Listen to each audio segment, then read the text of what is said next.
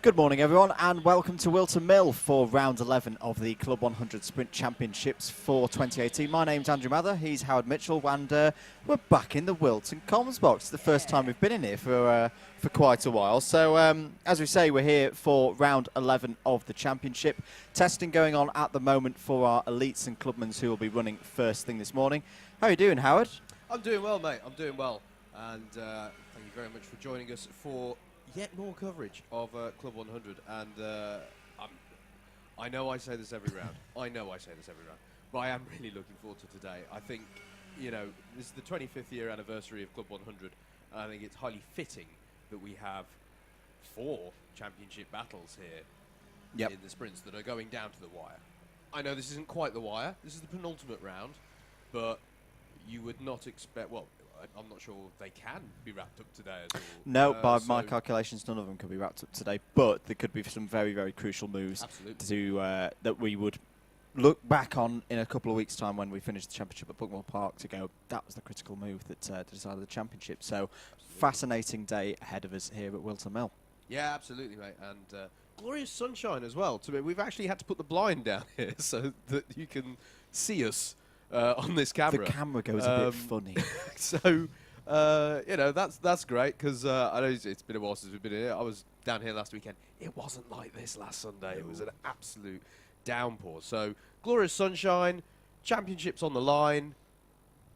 It's a Sunday morning. Put your feet up. What's not to love? And we're going to be with you throughout the day here on your Alpha live stream. We're also going to be talking 2019 a lot. A lot of you will have seen the news come out in the last couple of weeks. Plans for the 29 season are now set, so we're going to be taking you through those as well. And we should also have, at some point this morning and in the afternoon, a special guest. But more about on that later. Right, let's have a little quick look at the scores on the doors. I just want to go through testing times just to let everybody know what was going on. Very, very cold out there this morning. It was quite foggy on the way in as well. So the track is not in its optimum condition. So take these times with a pinch of salt. Joe Holmes was quickest, 53.585 for him. John Watkins second on a 53.692. Rob Newman third on a 53.772. Chris Dixon fourth on a 53.917, and Dan Truman wrapping out the top 5. The only other driver in the 53s on a 53.924. But as we saw in endurances yesterday, you know, well, I did a 53.3 yesterday, so people can go quicker than a 53.5. Trust me, as the day goes on, the track gets a little bit more, less. That's English. Less cold. It is very, very greasy out there this morning. The other thing that we need to talk about in terms of track conditions so far this morning, a lot of dew on the grass. Absolutely. We've not had any rain, but it is quite moist out there. If you get on the grass today, we've already seen a couple of drivers going long. So it's really, really crucial to keep all your tyres on the black stuff today. Yeah, absolutely, and to be savvy when those yellow flags come up if a driver has been off. As you say, Andrew, we've seen already in testing, which has just finished, some interesting moments out there. Somebody at Ashby trying to head towards Derbyshire, I think. I was going to say that I was looking outside and I thought I'd gone forward about 4 or 5 weeks to BUKC qualifiers in terms of seeing drivers that far off the road. But no, that was elites and clubmans this morning struggling with the track conditions. Yeah. So that should make some good racing this morning. Absolutely, absolutely. And that gets underway in about, that's the next 10 minutes, yeah. Isn't it? Next 5-10 minutes. Do you want to go through championship permutations so far? Yeah, let's do that. We're at the moment we're sharing screens at the moment. We have to get Pally in the box. Obviously, the two, if you're tuning in to watch lightweights and heavyweights, if this is your first time tuning into Club 100 this year, welcome along. But lightweights and heavyweights are going to be later on today. This morning, as Andrew just alluded to, elites and clubmans are on track. In the elites, it is Joe Holmes who is in the lead of that one. He has a very impressive scoreline, but of course he has the challenge. He's on the 1508 points. We're going to talk a lot about dropped scores. So he's actually got 2013 points across the whole season, but it's the dropped score count of points that count. So he's on 1508. And then on 1499, so less than 10 points in this, Rob Newman, the rookie, which Andrew and I still find a bizarre phrase to say, given how much we've seen him race in British University's karting championship, which of course is run on Club 100 machinery. He's just 10 points behind, as I say, on 1499. And those are really your two guys in that championship hunt. Rob Newman has really had the momentum, it has to be said, over the last few rounds. Joe Holmes, not the only championship leader who's in this position. Joe Holmes did not have the best day at the races last time out at Clay Pigeon. He needs to get the momentum back behind him today. And in the Clubmans, I don't know if you wanted to say yeah, that, let's go mate. Clubmans as well. In the Clubmans, we've got Stefan Scully is leading that one on 1435, except he's only half leading it because he's tied on 1435 with James Taylor. It's that close. And it was at the last round that is that on countback that Scully's leading it. So that was the last round that he got up to that, because it was James Taylor leading the way for a huge part of this season. If you would look at the scoreline midway through the season, you'd have said the smart money was on James Taylor, but Scully's had a brilliant few rounds, and as I say, Joe Holmes not the only championship leader not having the best day at the races. It wasn't the best day for James Taylor either at Clay, so that's why it's so close. So we've got one championship for you that's 9 points apart, and we've got another one that's no points apart coming into today, and one other round left to go. It is all to play for, and that's why it is such an exciting end to this season. And as usual, you'll all stay tuned for lightweights and heavyweights, right? Because that's just as close. So that's the championship situation, and yeah, it all kicks off in just a few moments' time. They're just getting ready in the pit lane right now. It does indeed. Let's go through the runners and riders today in Elites and Clubmans. So driver 0. Now, we didn't explain this properly last time, folks. We do apologise. But the O plates that you might see in both Elites and Clubmans today, that's to signify an event that happened at Bayford Meadows probably about 6 or 7 weeks ago now, where we crowned our O plates champions. So it's a one-off event where if you win the event, you get the special plate. Peter O'Connor holds one of the plates for the heavyweights, I believe. So he is driver 0 now, or driver O, depending on which way you want to call it. He's also, just on an aside, is he not also, or have we confirmed that yet from the endurances yesterday, whether... I've not had it 100% clarified. We'll keep to quiet me, but on we'll that come one. back to that We'll one. do the maths later. Joe Holmes, number 1, is here. Daniel Healy, number 5. Darren Teal, number 7. Jay Elliott, number 8. Ed Bars, number 9. Harry Neal, number 11. Peter Harris, number 13. Dan Truman, number 14. Chris Dixon, number 15. Harrison Darville, number 16. Jack Bolton, number 17. Rob Newman, number 19. Dave Longman, number 20. Steve Hicks, number 21. Ben Yarwood, number 24. Tom Dix, who ran very impressive last time out at Clay Pigeon, number 26. Rob Moore, number 28, who has already given me mitigating circumstances. We'll come on to those in a minute. Chris Powell, number 39. And this is an interesting one. Driver number 40. Oh, I should say that is the famous Chris Powell, multiple Elite/Premier champion. So great to see him back. Let's see if he's still got the speed. He is going to still have the speed. But number 40 as well. The man simply known as Costa, the Greek god of speed. I don't think he's done sprints in Club 100 before. Very experienced driver. Is part of the team with Steve Hicks that has won the Quadrant Championship this year. So he's giving it a go before all the changes for next year, and he's going to be my dark horse, probably the worst dark horse ever, because he's not really a dark horse at all. But look out for number 40 today, Costa, who should be very quick. Just on an aside there, you sort of mentioned it in passing there.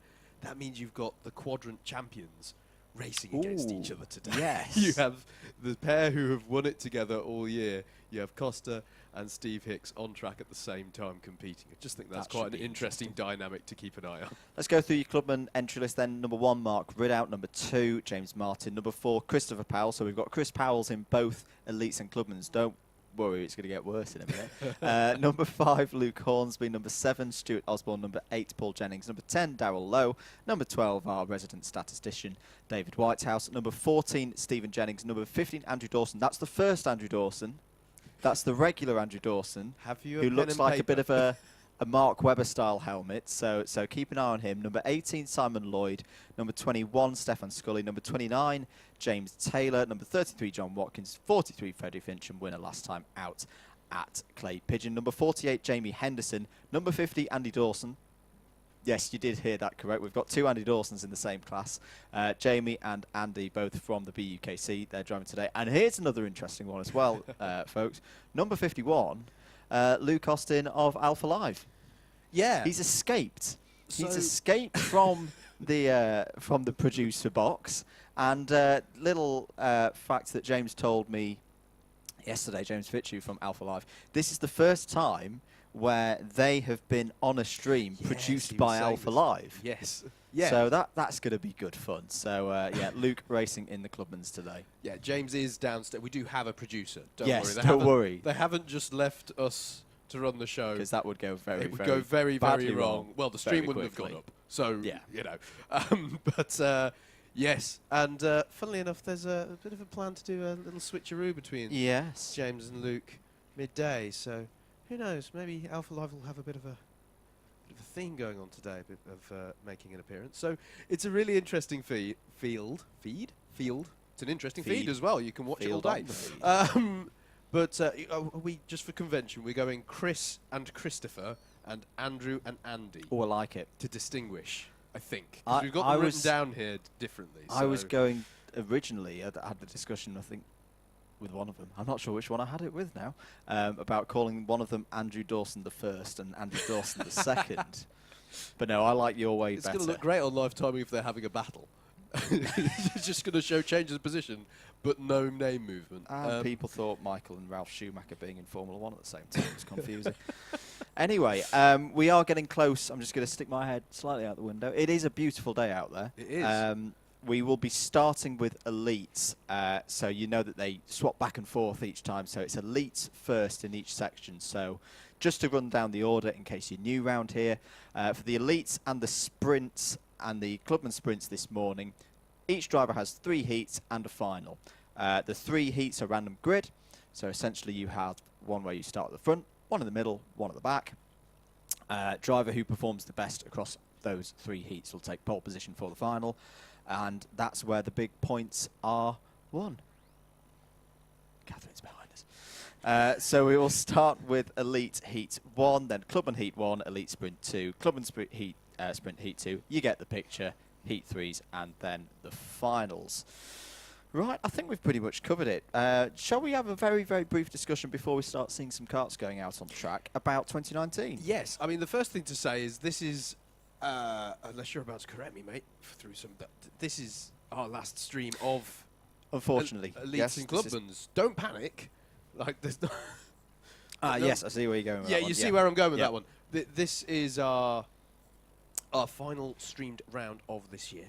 Mhm. And it's, well, not all change, but there is change afoot for next year with the sprints. Was that not where you were going to pick up, though, mate, with this? I don't know. No, There's no, a whole carry on. raft of things to discuss. So they're moving back towards a more traditional way of doing it, because this is how things were when it's all started, unless I'm very much mistaken. We're going to move to a different format for the sprints for 2019. So moving back to the lightweights, just having a lightweights and heavyweights. But we're going to have ability classes within it. For those of you who follow the series closely, not a million miles away from the same way in which the quads, although that's also due for some change, but the quadrants this year have had ability classes, and when we go endurance racing, there are ability classes. I've got a good analogy here. Okay, go World on. Endurance Championship, think of it like GTE Pro and GTE AM. Yeah. All of them in essentially the same machinery, but separate classes based on ability. Yes. No, I think that's a good analogy. And yeah, and as we say, it's a bit of a return to how things were, because when Club 100 first started out, it went to to lightweight and heavy, or certainly Yep. within the first few years it went to that kind of format. So we're going to have that, and super heavyweights. That's still going to be a thing going into next year. And we're also going to move towards a format similar. So again, this will all get covered this afternoon, of course, but the lightweights and heavyweights run to a different format to the Clubmans and the Elites this year.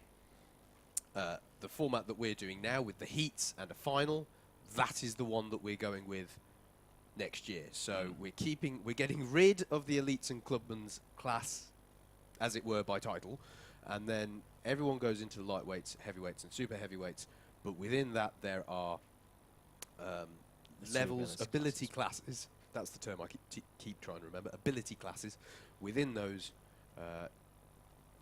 categories of the championship, but we take the Clubman and Elite format across into the lightweights and the heavyweights. So instead of having the qualifying format, which we will have this afternoon for lightweights and heavyweights, we'll have that. And that's the changes to the sprints. In terms of rounds, calendar we'll go over in a bit as well. 11 rounds of the championship calendar and the return, non-championship, the return of Spa. We'll mention that a bit as well for next year. Here's the really interesting bit. Good morning, Steve Hicks. There he is. For next year as well, 6 of the 11 rounds we're planning to stream. Brilliant to be back with that. And those streamed rounds will also have a super final. And I think this is going to be a little bit akin to what we see at BUKC Drivers' Championship finals. I think they've been hearing that race is always my favourite of the year. They can probably hear us screaming every year when it so happens. They've gone, well, let's do 6 of them just to get Andrew and Howard properly excited. So you'll have the top 12 from each weight class going into a super final at the end of the day, and there's also going to be a mini championship for the super finals. So that's going to be an interesting one that you could see drivers, maybe focusing on the lights and the heavyweight championships over the course of the whole season and the 20. It'll be more than 24 races that make up their championship score. But you might also have drivers going, all out for the super final championship. So that's going to be interesting to see what happens there. Best 8 of 11 rounds will score as well towards the 2019 championship. So that gives, 3 rounds worth of drop scores. I can hear engines firing up. I can see karts going out on circuit. So this is going to be Elite Heat 1 heading out on track first of all. There'll be a little bit of practice before we roll up into a grid. There is the number 8 of Jay Elliott, winner at Shennington earlier in the season. Drivers being pushed out now by their friends in the Clubman class. Direct drive karts, of course. Rob Moore heading out on circuit. Right, mitigating circumstances for Mr. Moore. Yep. He's just moved house Thursday and Friday. Ah, okay. So he's very tired. Yes. That's what I've had a chat with him this morning. He's like, how are you doing? He's like, mate, I'm rough. Well, that's how it's interesting, because when we were apologising earlier because we missed the whole O-plate thing at Clay, wasn't that very good event was held whilst I was moving house, and were you in America or something at that time? Quite possibly, yes. It was, so we took our eye off the ball on that one, but yes. No, that's fair enough, but I still think he's going to be extremely quick. He was quick yesterday. He was quick yesterday in the quadrants. Yeah, so, I can't say it's, doesn't seem to have affected him too much, but proper good racing driver tactics there. Get the excuses in early. Yeah. And absolutely, there is our start-finish straight camera. There is Mr. Steve Hicks in the 21. So he's already won a championship this year, of course, in the quadrants, and was running well again yesterday. Yeah. Whilst this is going on as well, let's just have a very, very quick rundown of endurances. You mentioned it very briefly earlier. Endurance Championships split into 3 ability classes, Premier, Clubmans and Inters. We saw, I think I can confirm that now looking at those scores, that Ministry won the Premier class yesterday. They've got 790 points on the board. So well done to them. They have sealed that championship up with a round to spare. Yes, because one of their drop scores at the moment is counting as a 95. So even if they didn't turn up to the last round, they've still won it. The Clubman class is still open. Sound FP and Racecraft going for that one. So we'll see who takes that one at Bucknell Park in a few weeks' time. And the Inters, big move yesterday by Conman Racing. There's still an outside shot of Team JDR or Wildcard winning those ones, but it's looking like Conman Racing are going to take that, winning the Endurance Championship for the Inters class, mainly because Wildcard Racing did not have a good day yesterday. Ended up as one of their drop scores. Conman Racing now have a 25-point lead. Yeah, absolutely. If you're looking at the track, you're going, hang on, guys, what are you on about? There's track action here. These are just the warm-up laps. Which in these kind of conditions is crucial because it's still rather cold out there, albeit very nice and sunny. But they're just checking over their carts now, the drivers, making sure they're happy with them. And then we will be going into rolling up laps, as Andrew said earlier. Direct drive kart means we do not do standing starts in this series. It is a rolling start. So less F1, more endurance sports cars or NASCAR, if you like. But yeah, we'll see the pusher carts. Actually, let's give a quick mention to them. If you're watching for the first time, the direct drive nature of these carts means that if they do come to a stop, you can't just get them going again. So they have to be bump started. As you saw earlier, when they were getting pushed out of the pit lane, if they're in the pit lane, then 2 human beings can be used to bump start a cart. With a third, of course, being the driver helping feeding the power to get the engine started. But if it happens out on track, we have to use a pusher cart, and they also act as the pace cart at the start. They also act as the safety cart, if we ever have those. Those are very unusual in Club 100, but can happen. So you'll see those. They're denoted by black and yellow stripes on the front and rear of the vehicle. They also have a massive scoop on the front, which is not standard issue for the competitors. So they'll get the carts bump started. If they come to a stop in sprint racing such as this, particularly in these 2 classes where it's this close, if you have a stall, as that is Rob Newman changing his cart. So this is second placed in the championship. The man 9 points behind Joe Holmes, with his distinctive orange helmet jumping into a fresh cart. So clearly wanted to, this is when you get to this point in the championship, you will be, the Club 100 do a really good job of maintaining these carts at a very good equal level. Indeed, they're renowned for doing so, but at this point in the championship, when you're that guy, you want to be so happy with your cart. Right, let's go over a grid then, if we can get the grid graphic up as well.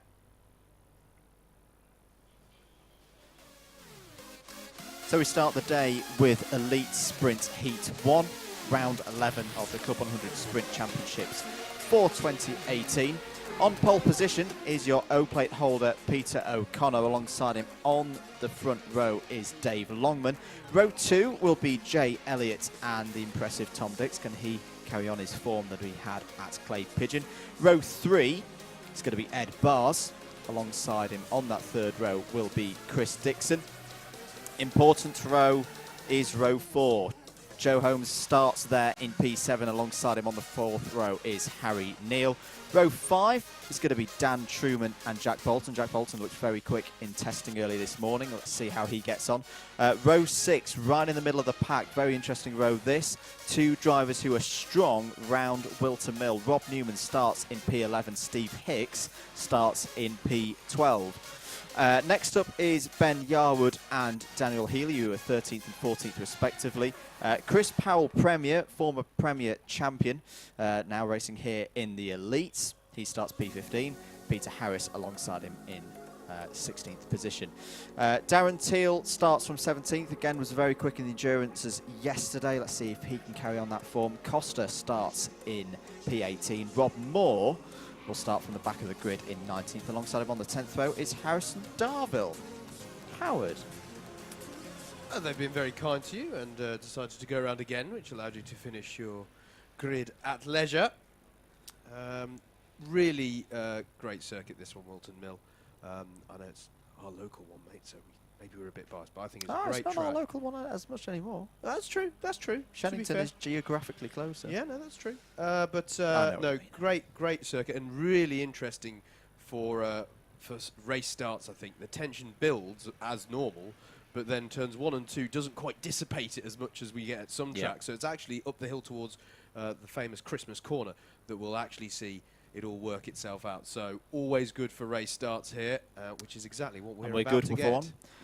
Right then, the final charge to the Sprint Championship starts here at Whilton Mill today. Round 11 of the Club 100 Sprint Championships Elite Heat 1 is go! Good start from Peter O'Connor. He jerks across and will take the lead. Jay Elliott trying to follow him through the first corner, and I think that was Ed Barrs trying to skip round Dave Longman as well. But yes, Peter O'Connor leads as they go up to Christmas for the first time. Very clean start, very good start from the elites.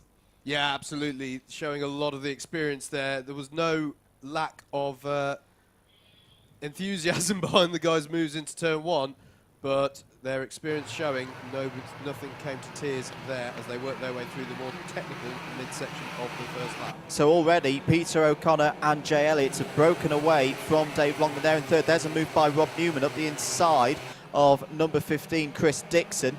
And he's already making his way through the field. In fact, I think he's already overhauled his championship rival Joe Holmes as well. So let's see what the order is as they come round at the end of lap 1. Oh, number 14's wide. Dan Healy's trying to get up the inside there in number 5 as well. Steve Hicks has had a good first lap. It's O'Connor from Elliott, Longman, Holmes, Barrs, Dix, Newman, Neal, Hicks and Dixon wrapping out the top 10. So apologies. Joe Holmes has had a good start. There he is now trying to scrap with Dave Longman over third place. Great switchback move there. I think he's going to get it done. That's a fantastic manoeuvre there by the reigning champion, and he's up to third. Yeah, Joe Holmes has got to keep moving here. That was a brilliant move. But Rob Newman is making progress, up 4 positions on that first lap. Contact warning for number 17, which is Jack Bolton. So accumulate 3 of those and you'll get a penalty.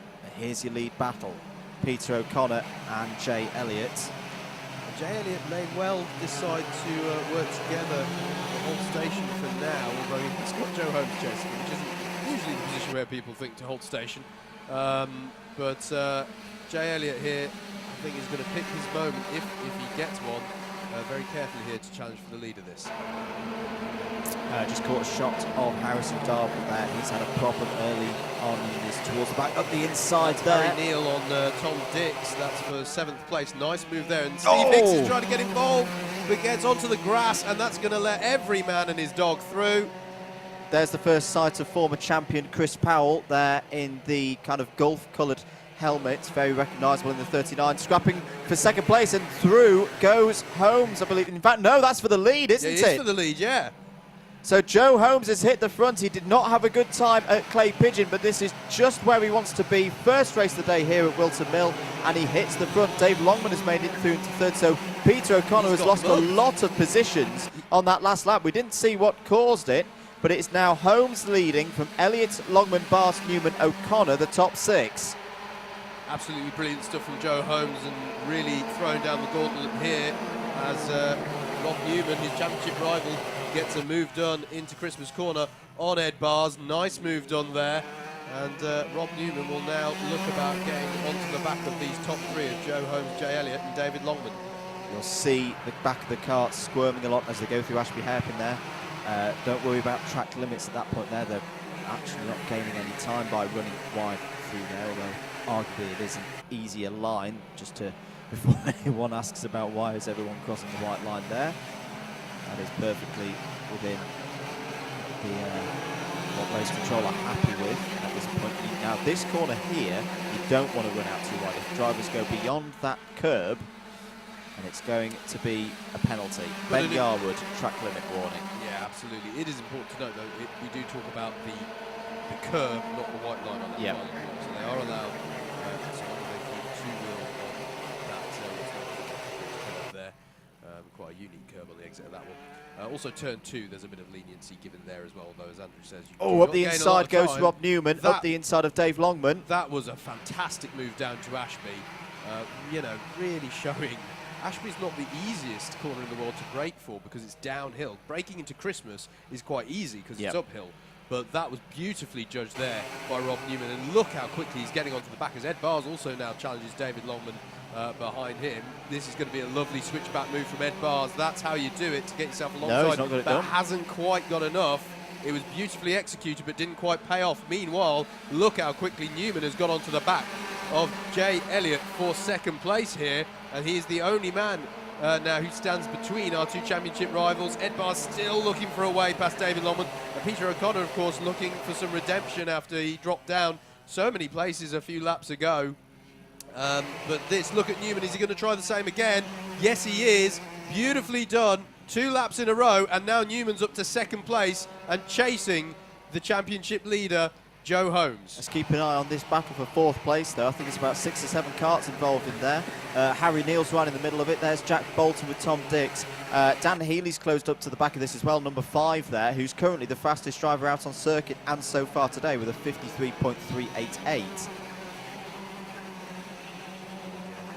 They're trying to get the switchback that's Tom Dix and Harry Neal, as Andrew said, battling there as well. Fantastic stuff here, showing us these guys why they are the elite class so far. As we look back at the Longman-O'Connor battle, and they've both got past Ed Bars now. And behind them, the battle. Oh, and there's a bit of a robust move there against Harry Neal. He has to go quite wide. Can be difficult there because there's that left-hand kink after Christmas that you've all sort of got to work your way through. And as we saw with Steve Hicks a little earlier on, if it goes badly, you can end up on the grass. 2 minutes to go then in this first heat of the morning for the elites. Joe Holmes is your leader ahead of Rob Newman. So that's 1st and 2nd in the championship, 1st and 2nd on the road. The gap is 1 second. However, on the last lap, Rob Newman was quicker. I'd say it's gone down. Again, just visually as they cross the line this time, let's look at the gap.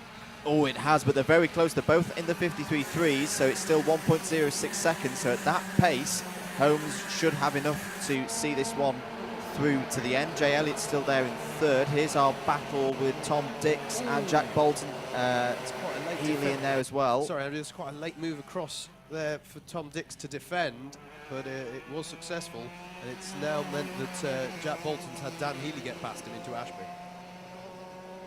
Chris Powell, the famous Chris Powell, has just set the fastest lap of this race so far, 53.352. So we're starting to see the lap times coming down. There he is battling with number 14, which is Dan Truman. And Darren Teal just behind him, going up the inside there, and that's a classic Chris Powell manoeuvre up the inside, and that is now 12th place. On to the last, sorry Howard, go ahead. No, as we go on to the last lap, mate. Joe Holmes has just set the fastest lap of the race of 53.316.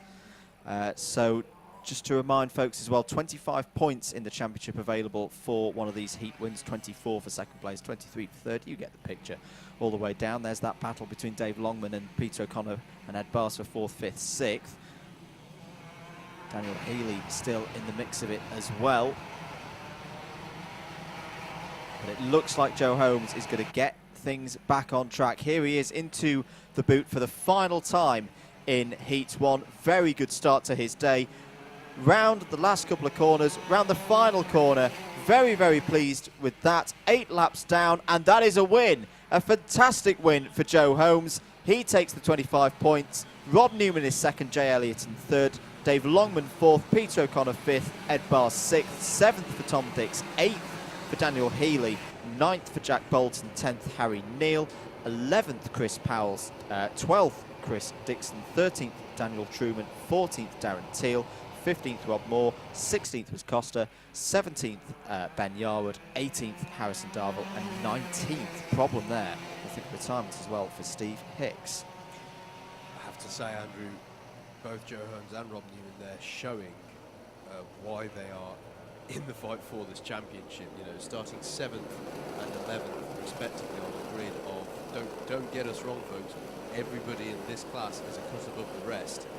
And to navigate their way through and plan it, time it, execute their plans within that race perfectly within such a short sprint format. that is highly impressive. I never cease to be amazed by how those guys are able to cut through this field of drivers. Well, a relatively calm start for the elites there. But yeah, that's kept things nice and tight. Just the 1 point going in the advantage of Joe Holmes then. So the championship lead is now It's going to be 10 points. 10 points. Still all to play for. And look, that's how you do it, folks. Rob Newman immediately out the cart and gets ready to push Mark Ridout out for the first of our Clubman heats. So we're looking at our Clubman drivers now, forming up. This has been one of my favourite classes of the year so far. We just got a brief glimpse there of Christopher Powell. Yes. And not wearing golf-coloured helmet. So there we go. There is James Martin in the number 2. And, there is Stefan Scully, man tied at the top of this one with James Taylor in the number 21. 48 there, Jamie Henderson. Maybe get a bit of practice, I think, today ahead of British University's karting championship season, which starts in the not too distant future. Yes, and indeed starts here. Yes. So great opportunity this weekend. We've seen a few BUKC regulars around this weekend getting some cheeky practice in ahead of that. We caught a very brief view there of number 51, Luke Austin. We did. Of Alpha Live. I think he's also wearing his Alpha Live kind of gilet things on, because it is still quite cold out there. Yeah, it is. That's the excuse. It's not advertising at all. No. Actually, I'm not sure. Hasn't he got Alpha Live on his race suit? He has, but he's got an even bigger logo on his back now. Anyway, let's, whilst we're just going through a bit more practice, let's talk about 2019 a little bit more. Let's talk calendar. So, as we say, of the championship rounds, so like the ones that we're watching now, the Saturday and Sunday meets, we have 11 of them next year. Here is that the calendar, sorry. So we start at Buckmore Park, our spiritual home here at Club 100 on the 23rd and 24th of February. So, sorry, Mum, that clashes with your birthday again. So we start there again with the Saturday competitions being the endurances and the new one, which we'll talk about in a bit. Sunday being the new sprint format, which we've already talked about. We then move to Shennington, which is great for me because it's literally roll out of bed, drive 15 minutes up the road, I'm at the circuit. So I love the fact that it's great to see Shennington back on the calendar, I have to say. Went back there for the first time in, I want to say 9 years. 10 years. 10 years, sorry. So it was great to go back there this year, and I'm loving the fact that it's now back for a second year in this modern era of Club 100. That's great to see. Absolutely. Third round of the year, we have our spring visit to Whilton Mill. That will be the first of our live editions. Then we go to, and I'm going to get this right for BUKC's Jacob Harris, Landau. Tongue to the roof of your mouth, folks. I love Landau. It's, I'll just say it wrong. There we go, 1 for 1. Great to be back there. Buckmore Park then gets a visit in June. Sorry, go ahead. I'm waving my hands because I just want to give a quick mention to the one event that's not on here, which is on the 25th and 26th of May, which is the Spa 10 hours. Yes. So We'll talk about that one in the next little short break that we've got. Yep. Then back to Buckmore Park in June. Rye House in July. Those two will also be live with Alpha Live here on the Club 100 Facebook page. Lid in August, then Red Lodge in September, and then on to Clay Pigeon at the back end of September. So 2 quick rounds to go there, 2 weekends apart. Whilton Mill, the autumn visit for round 10, and then Buckmore Park for round 11 to culminate the 2019 championship. Yes, indeed. Just saw, was that James Taylor getting a kart change there in the pit lane? So that's 2 races in a row that the second place in the championship has decided to change the kart.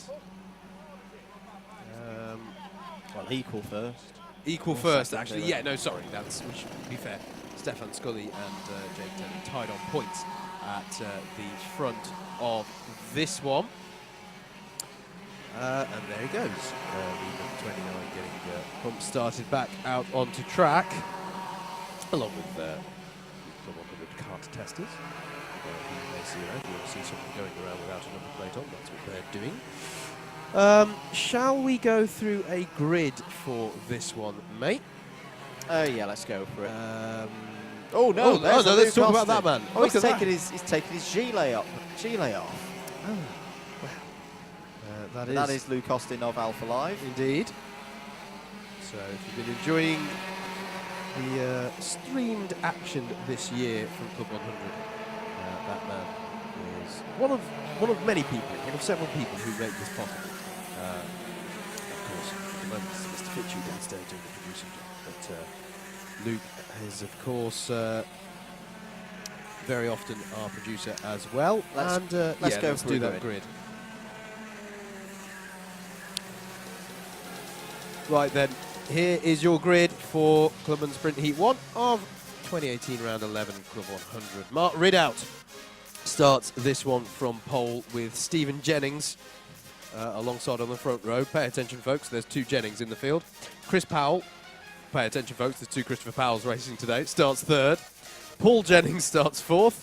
And then on the 3rd row is Simon Lloyd and James Martin. Stefan Scully, joint leader in this class's championship, starts this one from 7th, and he has Darrell Lowe alongside in the number 10. Jamie Henderson in the number 48 starts 9th, and then it's James Taylor, the other man at the front of this championship. In the 29, he rounds out the top 10. John Watkins sits 3rd in the championship and was going quite nicely in practice this morning. He starts from 11th. Andrew Dawson, that's the Andrew Dawson in the number 15. He starts 12th, and then 13th is our resident statistician, David Whitehouse. Luke Hornsby in the number 5, distinctive Union flag colours on his race suit and helmet. He starts from 14th. And then on row 8, we find the other Andy Dawson. That's the Andy Dawson in cart number 55-0. And winner from last time out, Freddie Fincham, is alongside him. Then on the final row of the grid, 17th and 18th respectively, we have Luke Austin of Alpha Live fame and Stuart Osborne in the number 7 rounds out the field. So the Clubman class, denoted by their yellow number plates, are coming round now. They should go round the boot, and if we had a thumbs up from the pace kart driver, so will be good for a start.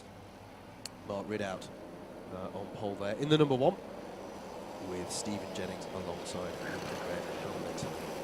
Round the final corner they go. The pace kart will pull over to the left. Eyes on the lights. Engine notes rise. And we're away for Clubman Heat 1, and it's a great start from pole for Mark Ridout. That is the dream start, and he's going to hold on to that through turns 1 and 2. Nice clean start up until this point as they run up the hill. You can see that Christopher Powell has got up to 2nd place, while Stephen Jennings fends off the rest of the field. It was a good start from the pole side of the grid, and out on the grass there. Oh, dearie me. That it's James Martin. Is James Martin, yeah, good spot, mate. Everyone else able to navigate that one cleanly. There's another one off with him, and that is up against the tyre wall. So we mentioned the grass earlier, and if you get on it, you just keep sliding. I can't quite make out who it is. But we'll track it as it comes through. But 2 drivers off there in that first lap incident, but it was beyond the restart zone, so that will be called as a good start. Yeah, Darrell Lowe and Jamie Henderson battling here, and it's going to give James Taylor an opportunity, is it? He gets past Jamie Henderson, does he, into the final corner? No, as they come round, he's going to hold on round the outside. Respectable stuff there from Henderson. Mark Ridout leads. Christopher Powell 2nd. Steve Jennings in 3rd. Then it's Paul Jennings in 4th. Stefan Scully, Simon Lloyd, Darrell Lowe, Jamie Henderson, James Taylor, and John Watkins round out the top 10. James Martin and both Andrew Dawsons had an issue on that first lap. Sorry, Taylor in trouble there. He got squeezed out on driver's left. Did very, very well to hold on to that one, but he's lost positions to the likes of Luke Hornsby and Freddie Fincham there. This isn't what Taylor needs at this point, because Stefan Scully is up the road. Here he is in the number 21, and behind him, Paul Jennings in the 8, Simon Lloyd in the 18, having a right old ding-dong there behind him, and Darrell Lowe still battling with Jamie Henderson as well in amongst this pack. So it's really tight here in the mid-pack in the early stages of this one, and it's allowing the guys at the front just to get away. Mark Ridout and Christopher Powell are breaking away here at the head of this field. Andrew Dawson, the first, is out of the race. He is still up against the tyre wall on driver's left on the run down to Ashby, so he is out of the race. That's your 15, isn't it? Yes, that's I just our realised they're regular 15 and 15, Oh, just to make it even more confusing. Freddie Fincham's a man on the move. He has, well, actually, he's dropped back again now, but he was challenging Simon Lloyd at the start of that lap. As we're looking, that's Jamie Henderson having a look up the inside of Paul Jennings in the yellow helmet. Oh, Simon Lloyd very wide, does very well to only clip the curb. This is danger zone. It has to be said, Andrew. These guys are experienced, but James Taylor is right in the middle of this. Here he is battling with Mr. Luke Austin. Oh, Luke, don't get too involved in the championship, my friend. As they come round to complete another lap. Mark Ridout and Chris Powell and Steve Jennings broken just a little bit at the front of this one, ahead of Stefan Scully, who's in fourth, and it's Darrell Lowe, Paul Jennings, Jamie Henderson, Freddie Fincham, David Whitehouse and John Watkins. James Taylor in 12th place, Andrew. This isn't what he needs if he's going to take the fight to Scully. Yeah, he is losing points here to Scully. They're up in 4th place. Paul Jennings now defending, well, no, he's still defending from Jamie Henderson. Freddie Fincham not too far behind as well. Henderson up the inside. Brave move down. I think he's going to get it done. Is Freddie Fincham going to be up the inside as well as Paul Jennings? Yes, he is. And he's going to try to get up the inside of... he tried to get up the inside of Henderson as well there, did Fincham, but it didn't quite pay off. Jennings fighting back, though, as behind them, David Whitehouse and John Watkins are battling away. Oh, look at that from the number 29, James Taylor. That was a really forceful move, and it needed to be done there on Luke Austin. And he's got the move just about complete. Yes, he has. So that's Taylor up to 11th place. Yeah, track limits warning for Stephen Jennings, although he's pushing very hard at the moment to stay on terms with Ridout and Powell at the front.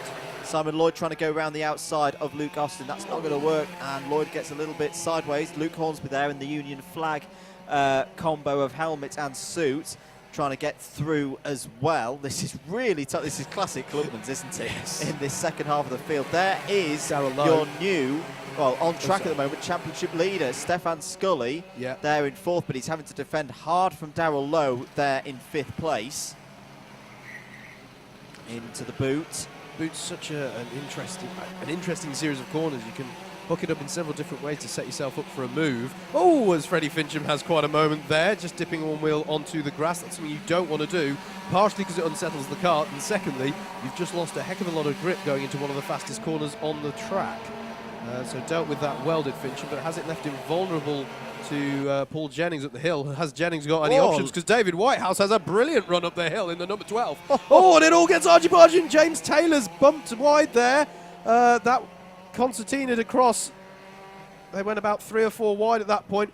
James Taylor here, really, Andrew, not able to capitalise. He gets alongside John Watkins, 3rd place in the championship, being challenged by joint 1st place, and he's got through. Andrew, he's having to get his elbows out here, and he's showing why he is at the head of this field in the championship. And he has to. He's not really done this the last couple of rounds. If we think back to Clay Pigeon and earlier in the season at Rye House, he needed to do this. John Watkins, sorry. Yeah, get through and get the 50-50 moves done relatively cleanly. So that's Taylor now up to 10th place. Yeah, John Watkins gets past Paul Jennings as well. We cut back to the battle for 4th place. Stefan Scully in the 21 defending against Darrell Lowe, as he has been for several laps now. Behind them, Jamie Henderson and Freddie Fincham, who have also been battling for quite a while in this race now. 2 minutes left of this one to go. Through Ashby they go, and then they'll go into the technical left-handers, 2 left-handers that lead them onto the back straight here at Whilton Mill. Downhill braking into this one can provide an overtaking opportunity, but so easily misjudged. Bit of a BUKC battle going on here between Henderson there is and actually. Fincham, both current undergrads. Oh, Henderson's made a little mistake there. That might give Fincham the opportunity to get the undercut. No, not quite this time around. Henderson was well aware of it, but we've not talked about our leader too much. Mark Ridout still out there, half a second clear of Christopher Powell. Stephen Jennings in 3rd. Here's your battle for 4th. Darrell Lowe still trying to find his way past Stefan Scully, David Whitehouse and Luke Austin. Good friends off circuit, trying to find a way, well, Luke Austin trying to find a way past David Whitehouse there.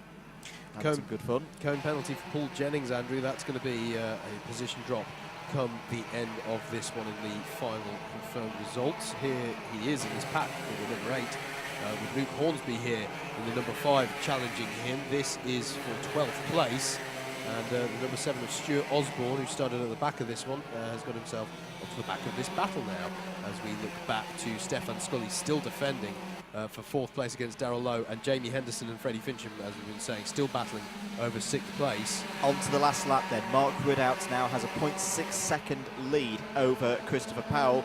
Still looking at this battle for 4th, because this is the crucial one. Oh no, there's a little move there by Jennings, and up the inside is Scully, still defending from Darrell Lowe, and how crucial could that be? Really good defensive driving from Stefan Scully as they come through Ashby on the last lap. It's a battle for 2nd, a battle for 4th, and a battle for 6th out there at the moment. They've all paired off behind our leader, Mark Ridout, who merely needs to keep things together for a few more corners, and he'll take the win here. Are there going to be any opportunities on for any of these positions in the boot? Mark Ridout then is going to come round the last few right-handers here. He's going to come round Paddock Bend.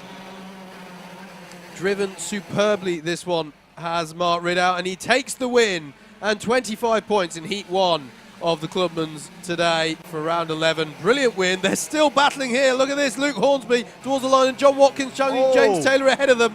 It's Ridout, Powell, Stephen Jennings are your top 3. Stefan Scully he finishes 4th. That's a good result for him championship-wise. Darrell Lowe was held off by Scully right until the end there in 5th place. 6th for Jamie Henderson. Freddie Fincham in 7th. Then it's David Whitehouse. Good race from David there. Moved through nicely. Luke Austin of Alpha Live fame can be very pleased with that result, I think. At 9th place there, gets his day off to a start. And James Taylor, 10th place there. Involved in so much battling in the midfield. John Watkins, our 3rd place man in the championship, finishes 11th. Paul Jennings, 12th. Although he does, Paul Jennings, have a cone penalty to be applied, so he'll drop behind Luke Hornsby. And it was Stuart Osborne, James Martin, Andy Dawson, Simon Lloyd, I think, retired a few laps from the end, and then Andrew Dawson, number 1515, he retired earlier.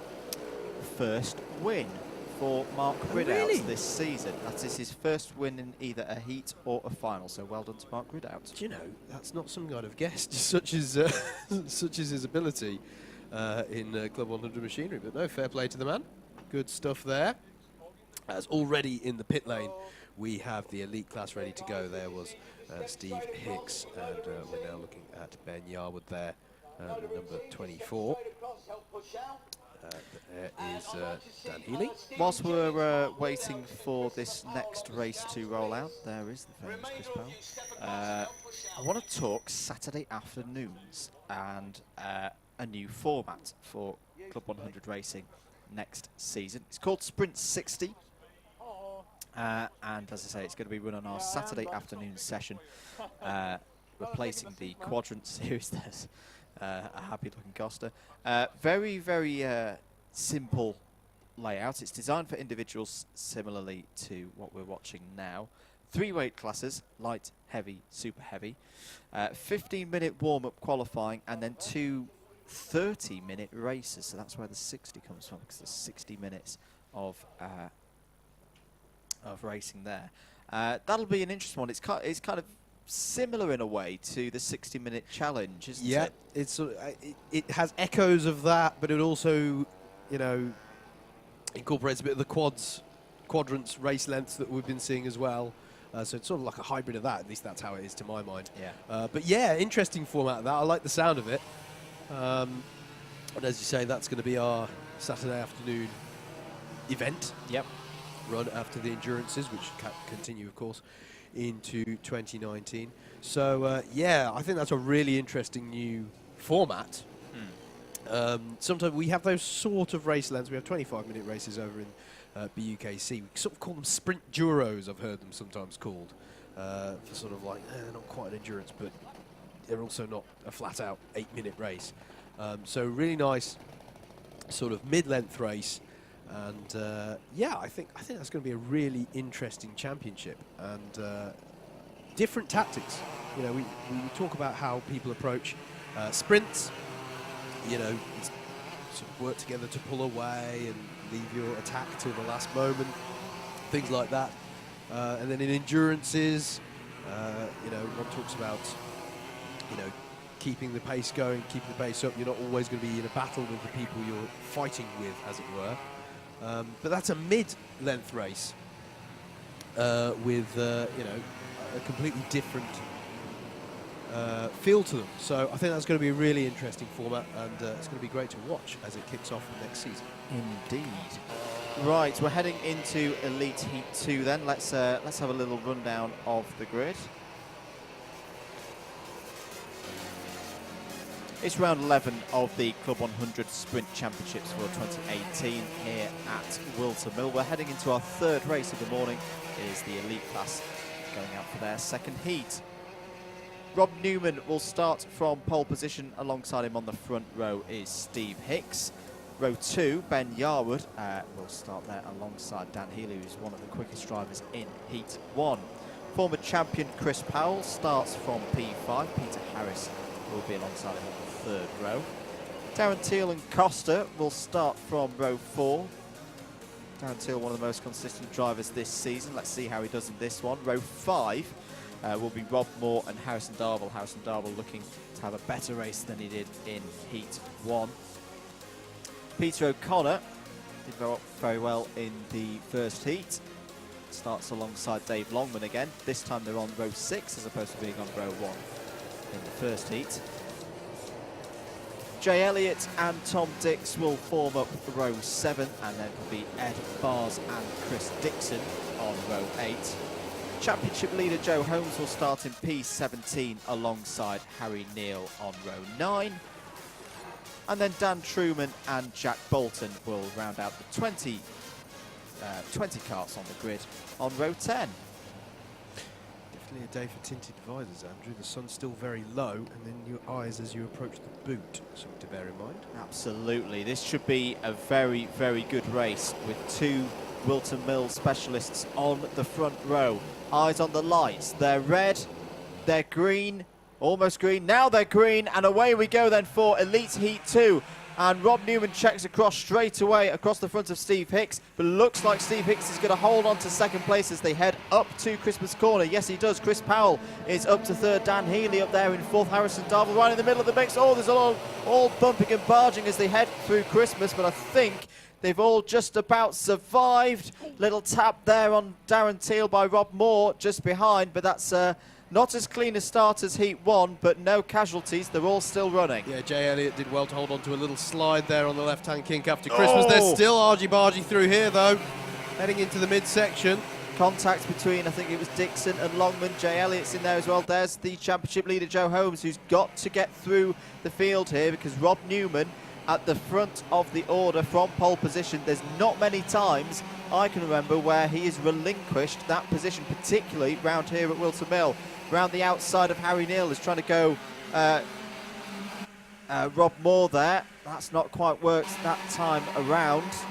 No, it has. Great move there by Rob Moore through past Harry Neal. Now can he close in on Peter O'Connor with the O plates? Jay Elliott darting around. Oh, contact between Neal and Moore there, and Moore's going to be out on the curb. Not going to be too impressed with that. Track limit warning already for Tom Dix. Up the inside of Harry Neal goes the number 8 of Jay Elliott. So Jay Elliott's used a bit of chaos there to his advantage. Peter O'Connor here getting past Ben Yarwood as well, Andrew. Robust move there, but got the job done. And he now goes in chase of Darren Teal in the number 7, who in turn is chasing down Harrison Darville here in the number 16. This is all for 7th place. As we cut back to the battle for 2nd place, this is Steve Hicks, Chris Powell, Dan Healy and Costa.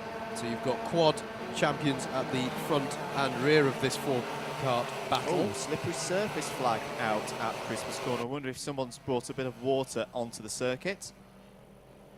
Chris Powell has a look at the inside of Steve Hicks into Ashby. Can he get the move done? Out on the concrete there. Oh, they're still side by side. They're 2 by 2 with Healy and Costa in there as well. Costa's through. Costa through and into 4th place. And now the teammates from Quadrant are line astern on the circuit. 4th and 5th now. Costa No, jumps to the sorry, third and inside. fourth. Costa to the Towards the inside of boot. Steve Hicks. There's almost been a contact there. Oh, this is going to end in tears. Steve Hicks holds off Costa for now, but Chris Powell is through into second place. Now, here's an interesting one. Will the former champion, Chris Powell, close down Rob Newman? The gap is 1.5 seconds. Yeah, it's an impressive gap for Rob Newman to have at the front of this one as Costa gestures to Steve Hicks. Let's work together, mate, as they have been doing in the quadrants all year. Peter O'Connor further down here, battling with Harrison Darville. Holds on to that position indeed. That wasn't a change of position. As we cut back to this battle. It's it's an interesting time if you're Dan Healy and you're trying to get past these two, because they are going to work together here. Brilliant stuff. Well, let's see. The gesture from Costa implied it, but here he is. He's got a good run down that back straight, hasn't he? Had that last lap as well. Having to worry a lot here about Healy is Costa. Let's just check the lap times as they go through this time. Newman does a 54.1, Powell a 53.9, Hicks a 54.1, so they're losing time to Powell. Lap times have dipped. There's definitely something out there on circuit that's just slowing them down a little bit. What's happened to Rob Moore out there? He's fallen 5 places. Dave Longman's had a problem as well because he's 26 seconds off the back of the pack. Still, this battle for third place going Rob on. Moore's had some problems there. He's not crossed the line at the moment. Yep, he's dropped down another place. Yeah. There's another one. So yeah, problem for Rob Moore. He might have pulled off. Here's still your battle for third place. Hicks, Costa and Dan Healy.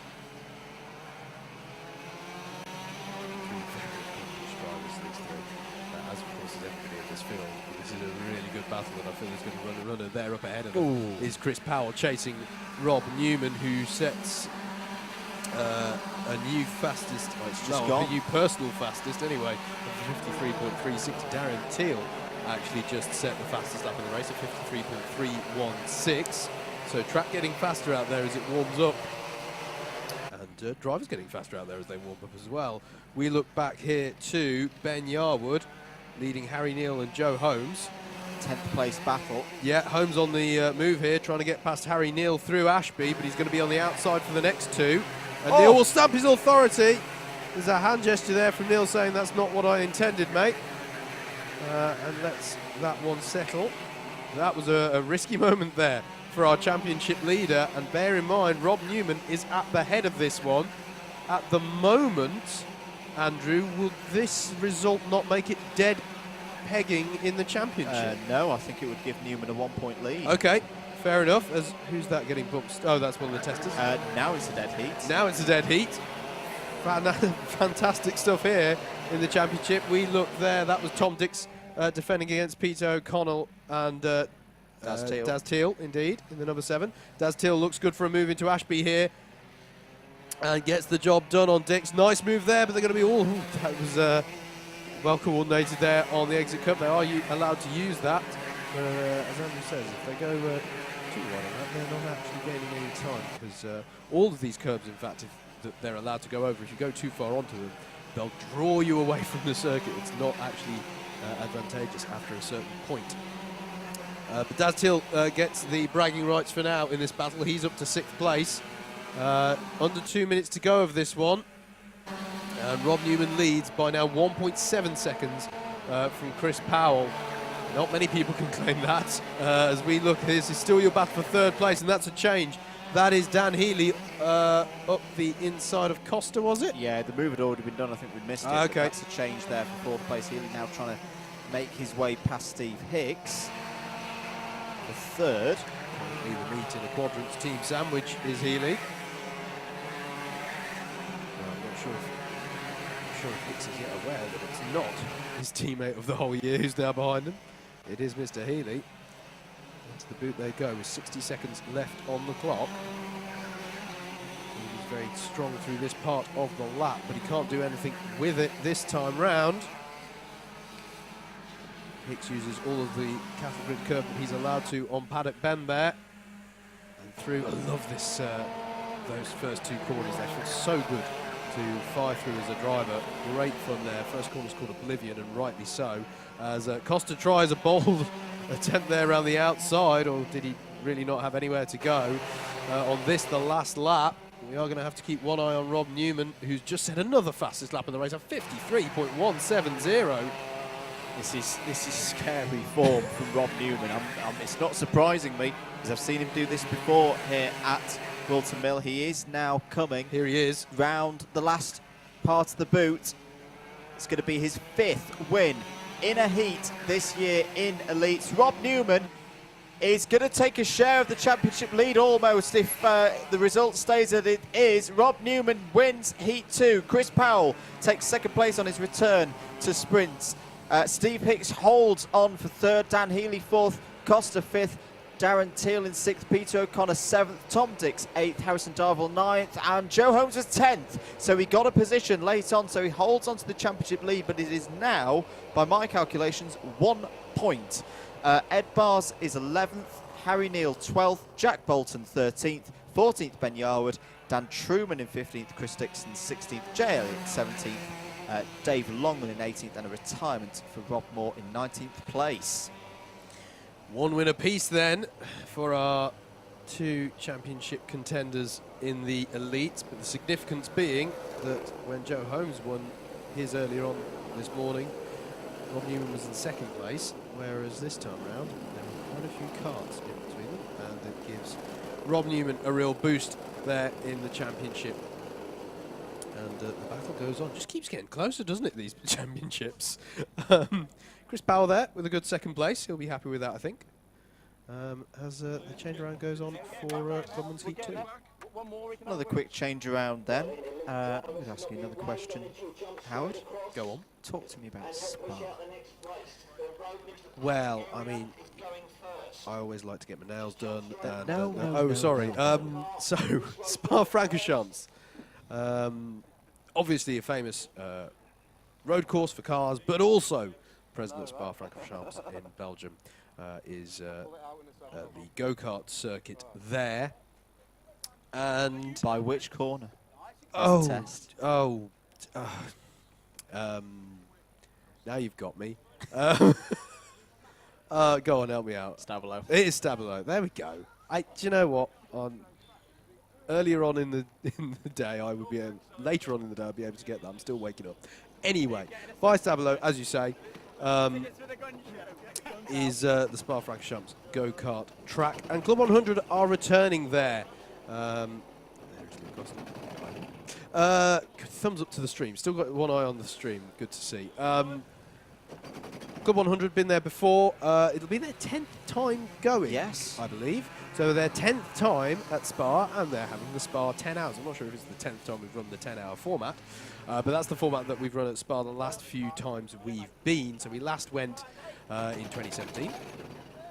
Cracking event it was too, and yeah, it's a really, really good event. I mean, Club 100 has a history of doing these events abroad, and it's a really, really great experience to have. It's, you know, obviously there's a really good community within the Club 100 paddock, and nowhere is it more present than when everyone goes away together, in this case to Spa, which has been the abroad destination of recent years. yes. Let's say. So Spa-Francorchamps, we're going back there in 2019. As I say, last time was 2017, so great that we're going back there. It's a 10-hour format. It's not just a full 10-hour race. That's split between different race formats. It's 10 hours of racing. 10 hours of racing. A bit like how the Sprint 60 format that we were talking about earlier has got 60 straight minutes. It's divided between 30 minutes. So Spa-Francorchamps 10 hours, contested in teams of 4. Check out Club 100. Registrations are open. That's the critical thing to say, isn't it? Let's give you a grid for this one, shall we? So, Heat 2 of the Clubmans will see James Taylor with his big opportunity here to make back some points on Stefan Scully. John Watkins starts alongside. Andrew Dawson, the first, the number 15, who retired earlier on, he starts from 3rd with David Whitehouse alongside. Luke Hornsby and Andy Dawson in the 50, he starts on in 6th place. Freddie Fincham and Luke Austin make up row 4, and then Stuart Osborne and Mark Ridout our winner earlier on in Heat 1, rounding out the top 10. 11th will be Stephen Jennings with Chris Powell alongside. The other Christopher Powell, who's not in the elites, he's in the number 4 here. Paul Jennings and Simon Lloyd make up the 7th row. James Martin and Stefan Scully, this is Scully's turn to come from the back. They're on row 8, and then your row 9 is Darrell Lowe and Jamie Henderson. So that is your grid for Heat 2. Just to finish off my points on the Spa 10 hours, sorry, I was I was going around the houses a bit there. Registrations and entries are not open yet, sorry, but get online, check out Club100 online. Hopefully you're watching via the Facebook page, so you're in the right place already for all that kind of information. But definitely get yourself down for that. Actually, are the registrations open yet for the Spa 10 hours? I will unmute myself. Pre-registration interest. That was it. Interest is open. Yes, there we go. And then registration, we should say, for the Sprint Championships will go live towards the end of November as well. So it's all getting to that time of year when you want to start thinking about what you want to do if you're interested. And if you've never done it before, you're most welcome here at Club 100. So definitely check it out. We're ready, though, for a race start here in heat number 2. James Taylor is a long way over to the mid part of the circuit there. Lights are green and gets underway. It's a good start from James Taylor, slightly unorthodox positioning there as they work their way through turns 1 and 2 here on the first lap. They're all through cleanly there, but look at John Watkins here, third place man in the championship, challenging James Taylor. Taylor goes defensive, as well he might. Do they all make it through Christmas corner? Yes, they do. Andrew Dawson here challenging, but John Watkins has got a run on James Taylor into Ashby here, and he's going to be up the inside. Nicely done here, done there, and Andy Dawson isn't able to capitalise on it as well. James Taylor challenging back for the lead here through the left-handers. John Watkins goes quite wide there, but it's not going to work from here, and James Taylor needs to be careful here because he's got David Whitehouse, Luke Hornsby, and Andy Dawson all behind, battling for this one. Good start there, I can see, from Luke Austin and Freddie Fincham as well. They've moved forward a little bit, I believe, on this first lap, but Fincham's now out wide, and that's going to allow Ridout through in the number 1, and Ridout's going to get Austin as well around the last corner there, using all of the curb and then some. Frenetic first lap, but delighted to say it was clean. Your leader is John Watkins. Watkins has got the job done on James Taylor there, as we saw, and then this is the battle for third. David Whitehouse challenging Andrew Dawson, and he's got the job done. Nice move from David Whitehouse, driving well so far today, has to be said. Yeah, Whitehouse and Dawson, who've had so many great scraps. Oh my goodness me, Freddie Fincham was all crossed up there. How on earth did he make Ashby Corner and get through it without facing the other way? That was brilliant driving there from Freddie Fincham. And look at this, 3 wide. This isn't going to end in tears, surely. Stefan Scully's in there as well. He's going to gain a couple of positions. The tyres get tapped there by, I think that was Jamie Henderson tapping the tyres. Simon Lloyd and Freddie Fincham are now battling through the boot. Oh dear, the Crackers Clubmans are at it again. And someone fitted Velcro pads to the bumpers of these cars for this one. This is crazy stuff, even in the early phases of this one, as everyone jostles for position. John Watkins still leads with James Taylor in second. David Whitehouse we saw getting past Andrew Dawson at the start of that one, and now Hornsby up to 5th, ahead of Andy Dawson. Simon Lloyd goes defensive to just about everyone, including Stefan Scully, who has an interesting braking zone for Christmas corner, but keeps it in there. Where is Scully up to so far? He's up to 11th place, and he was trying to get 10th off of Simon Lloyd there. Look how closely packed they are here. This is fantastic stuff from the Clubmans. As we look at, once again, Stefan Scully has Darrell Lowe on his tail. He must be wondering if someone's fit a towing rope between those two today, because they always seem to be together on track. But here is James Martin in the number 2 trying to break them apart. And he's got Stephen Jennings in tow as well in the 14. Fantastic stuff this in the Clubman class. Still 5 minutes to go of this one. John Watkins leads by 7/10 of a second from James Taylor at the head of this one. David Whitehouse still 3rd, Andrew Dawson 4th, and it's Luke Hornsby, Mark Ridout, who's just got past the other Andy Dawson for 6th place. Second track limit warning for Paul Jennings, so he's on one more warning. Well, next one will be a penalty, so he needs to be careful there. There is Luke Hornsby trying to fight off Heat 1 winner Mark Ridout. I should mention as well, Andy Dawson, number 50, has had a track limit warning as well. And And he's just ahead of Freddie Fincham, who continues to impress me. He really has stepped up to Clubman's very, very well. He's currently the fastest man out on circuit as well, but last time around. Let's see what the lap times are like this time. All of them in the low 54s at the moment. Freddie's just got even quicker though, a 53.713, but look at this battle for second place. James Taylor and David Whitehouse. Whitehouse putting, and we should remember, this was the venue where Whitehouse got his first Clubman podium in a final last season, so he is strong round here. Yeah, absolutely. And he'll know better than anybody the significance of who he's chasing as they head through Wilkins, and then they'll go through Oziers onto the back straight here. We'll stream through. Freddie Fincham still looking racy here. Seen him have a couple of moments today, but he's managed to keep them together. He's currently challenging Andy Dawson in the 5-0. In turn is chasing Mark Ridout. So there's two Andy Dawsons in this pack that you're looking at the moment as they come on to a new lap. David Whitehouse here has got the bit between his teeth in the pursuit of James Taylor. Got a good run up the hill. He uses as much as the curb as he dares on the run up the hill. Anything happening behind. Luke Hornsby jinks to driver's left, driver's right. Great move there. That is textbook stuff through Christmas on Andy Dawson. Dawson's fighting back though. Got to be careful there, and he's got it back. That was brilliant stuff there from Andrew Dawson in the 15 kart there, and manages to retain fourth place through all of that. Mark Ridout now under pressure from the other Andy Dawson in the 5-0 with the red helmet. But Freddie Fincham goes up the inside of him into Oziers, and onto the back straight they go. Nice move there from Fincham, showing how you can overtake in that corner if you judge it right. James Taylor continuing to defend from David Whitehouse, but the problem is now, look at the pack behind, involving both Andy Dawsons, Luke Hornsby and Mark Ridout and Freddie Fincham. They are all bearing down on the former championship leader. Yeah, it's all allowing John Watkins, by the way, who leads this race, to pull away. And look at this, Whitehouse has an opportunity here up the inside. Nicely done, but he goes very wide, and James Taylor gets it back, and that's causing all sorts of issues in the pack behind as well, because it bulks Luke Hornsby slightly. I think Freddie Fincham had a slight little love tap on the back there of Mark Ridout, who in turn touched Andy Dawson there. No harm, no foul on that one. But it's so close here in the mid-pack. Look at this, Luke Austin up the inside of Andrew Dawson. Bold move there, and I think he's made that one stick onto the back straight. This is going to be a big couple of laps for James Taylor's championship bid, because if he can hold his second position and hold himself out ahead of this pack of karts, he's going to gain a lot of points on Stefan Scully. However, if he drops through this pack, it's going to be minimal gains, if any gains at all.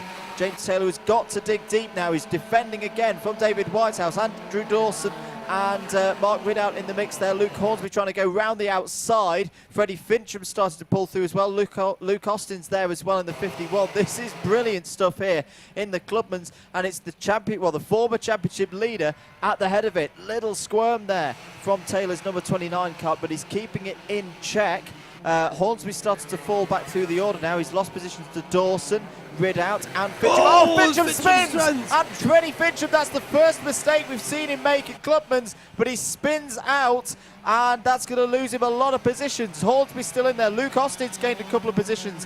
Andy Dawson of Northumbria University is also in there. Simon, they're all there. Look at this. Everybody. If James Taylor, don't turn over your shoulder, mate, because this is a pack bearing down on you. We are on the last lap now. I've got to say, though, Stefan Scully's got involved in this one, which is both opportunity but also high risk here. You can see him towards the back of this one in the number 21. He's behind James Martin. I say towards the back of this now. Everybody's joining the fun as they all stream through Christmas Corner for the last time. James Taylor tries to hold on to this one as he heads towards Ashby Corner. Is anybody trying anything into there? They all hold station for now.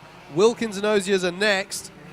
We've got James Martin there close to the back of one of the Andy Dawsons. James Taylor goes defensive there. Luke Hornsby sees if there's anything on against Mark Ridout, but there's nothing going there. Ridout's got a good run on the back straight, though. Is he going to have a go at David Whitehouse? James Taylor goes defensive again.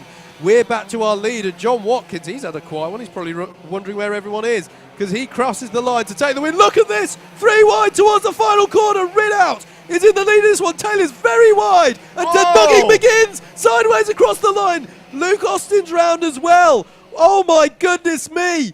That was quite a finish from the Clubmans. What on earth happened there? John Watkins, you know what? For the only time ever I can see as Luke Austin gives us a wave, crossing the line in, I'm not sure if I should say style really, we wouldn't endorse that kind of finish, but James Taylor it was who was literally sideways across the line. Now, how did that all pan out, by the way? John Watkins was first, Mark Ridout was second, and then it was James Taylor across the line. Let's have a look at this one. So James Taylor on the far left, getting much closer to the wall than anyone wants to. There's a touch here from Luke Hornsby into David Whitehouse. Oh my goodness me. I have to say, I'm amazed that it was only the one car coming to a stop there. That all got extremely robust, which is my diplomatic way of saying frenetic and a bit, yes, absolutely. What a finish from our clubmans. It makes for great viewing, but that was heart-in-the-mouth stuff for all involved there. And 3 wide into the final corner never goes, really. 2 wide into the final corner. Rarely goes, yeah, exactly. Go well, so 3 wide. But now everyone's okay, and that's the most important thing there. We get ready for the final heat for the elites. I'm just going to give a quick shout-out to the Northumbria Students Karting and Racing Society. Hello, guys and girls. Thanks for watching. Do share the stream, because you boys are doing pretty well so far today, and we'll see you soon here at Whilton Mill for qualifiers. There's Rob Moore giving us a little wave. Let's see who else we've also got on the Social comments, media. on the social media. If I could pull up the thing, because I think I've broken it. Not again. I definitely have broken it. Oh. Carry on, Howard. Oh, okay. As my esteemed colleague works his way through. There we go. We've at least got the picture back. There we go. Right, we're going into Elites. Heat 3. There is Joe Holmes, your winner from Heat 2. Needs a good race this time out. There's Daz Teal in number 7, and then here is Chris Dixon. Ed Bars there in the number 9. Visor down, focused on the job ahead. And then there's Chris Powell, experience showing that he doesn't need the visor down and focusing. He can just give a cheeky wave to the camera as we walk down here. There is, that was Dan Healy. We just saw it in the number 5. There's Jay Elliott as well, we saw there. And I fixed it. Well done, mate. Do we have people on social media? We do. Hello to Steve Bosley, who I think enjoyed that that end to the yeah, that's the Clubmans. Yeah, we've got YouTube comments as well today coming up. So if you are commenting on that stream as well, they get mean to us in the commentary box. But yeah, I like Steve Bosley's summary there of. Oh my God! Oh my God! Lol. Yeah. True. Hello to Nick Divers, who's cheering on Darryl Lowe. So thanks for joining in. He needs to not live up to that nickname you just gave him Don't today. flip it, please. Don't flip it. We saw the Clubman's attempt. There was a good attempt there from the Clubman's to do that, but thankfully didn't come to anything. So yes, we are going out live on Facebook and YouTube today. So do head over there if that is your preferred way of doing things, and you're getting that coverage on. We're on various Facebook pages. We are on various Facebook well. pages. That's the Club 100 page, but we're on the Alpha Live page. Hello to everyone watching us on the Carton Magazine page. Hello to everyone watching on the Double Dash Motorsport Media page. And also, hello and welcome to everyone watching on the Motorsport Days Facebook page as well. Thank you very much to Motorsport Days for supporting us today. We'll have a little talk about them, an event they've got coming up later on. In fact, not very much later on, in a couple of races' time. Yep. Peter O'Connor celebrating getting out of the pits. Little victories, little victories. Let's go for a grid then for the final heat for the elites. So heat 3 then for the Elite Sprint Championship here at round 11 for 2018 at Whilton Mill. This is the one that will decide who sits where on the grid for the final. Jack Bolton starts on pole position for this one. Harrison Darville, who's had an up-and-down day so far, alongside him on row 2. Dan Truman and Rob Moore. Rob Moore retired from the last one. Let's see if he comes out again. Yes, he is out again in this one. They will start from row 2. Harry Neal and Costa. We saw a lot of action from Costa in the previous heat. They start from row 3. Joe Holmes has a championship lead of 1 point. Can he defend it from row 4? Alongside him on that 4th row is Daz Teal. Row 5 is Chris Dixon and Peter Harris. Peter Harris looking for a good result here in this one. Ahead on the 6th row, well, ahead of them on the 6th row is Ed Bars and Chris Powell, looking to move from the middle of the pack. Row 7, Tom Dix continuing to impress. He's not been at all the rounds this year, but when he has been here, he's been very quick indeed. He starts alongside Daniel Healy, who's also looked very quick so far today. Row 8, Jay Elliott and Ben Yarwood. So these have been the ones trying to just fight through into maybe the top half to get some good points in a good position in the final. Dave Longman has had trouble so far today. Had a problem in Heat 2. Held it in the top 5 in Heat 1. He starts on row 9 along Steve Hicks, who's also had a bit of an up and down day so far. Final row, Peter O'Connor and Rob Newman. Rob Newman won the last heat. He's got work to do there from P20 on the grid. His deficit, as I say, is 1 point in the championship to Joe Holmes. Are we ready for a start, Howard? I think we are. No, we're going around again. We are going around again. Yeah, going to be interesting to see how O'Connor and Newman go from the back of this one, isn't it? Yep. Keep your comments coming in. Keep the shares going as well, everybody. Get the word out there. Get people watching. Your support is invaluable to us. Here at Club 100. Hope you're enjoying. The weather's still fantastic. Not a cloud in the sky, which that's quite rare to say that for mid-October. It is, but also because it's mid-October, it does mean it is still quite cold, even though it's sunny out there. But yeah, beautiful conditions here. Couldn't ask for more at this time of year. Right, rookies in elites towards the front of this one then, in 1, 2 and 4 positions on the grid. Who's going to make the whole shot in this 3rd heat? Crucial one for the championship. We're green, we're racing again here at Whilton Mill. Jack Bolton gets a good start. Can Harrison Darville hold 2nd place there? It's a tricky one to do, and he's just about done it. No, he hasn't. Rob Moore's popped up the inside. He's going to take 2nd place into Christmas. Are they all going to get through? Yes, they are. Another clean start from the elites. Oh, who's that wide? It's Harry Neal, and Costa's going for a bit of rallycross on the grass there, but he's survived. Good start for Holmes. He's come through a couple of positions there. Rob Newman's gained a couple as well. Chris Powell right in the thick of things in the middle there. Ed Barr's making a move on Chris Dixon. But apart from a couple of drivers running wide there, Howard, that was a fairly clean first lap. Yeah, Ben Yarwood was also doing his best Matthias Ekstrom impression along with Costa there. Took to the grass a bit. Now he's gone to the back of this one as they all work their way through. Look at this. They've been taking inspiration from the Clubmans here, heading 3 abreast towards paddock corner, but they all sort themselves out, and Chris Powell gets the advantage there. Jack Bolton leads then, Rob Moore in 2nd, Harrison Darville 3rd, Dan Truman, Joe Holmes, mistake by Harry Neal. Yeah, Harry Neal makes a mistake, and Ed Bars capitalises there, up into 6th place. Bit of bumping and barging there. Rob Newman coming through. He's just got past Daz Teal, who's defending from Jay Elliott as well. So Rob Newman's already made his way up 5 or 6 positions from the back of the order.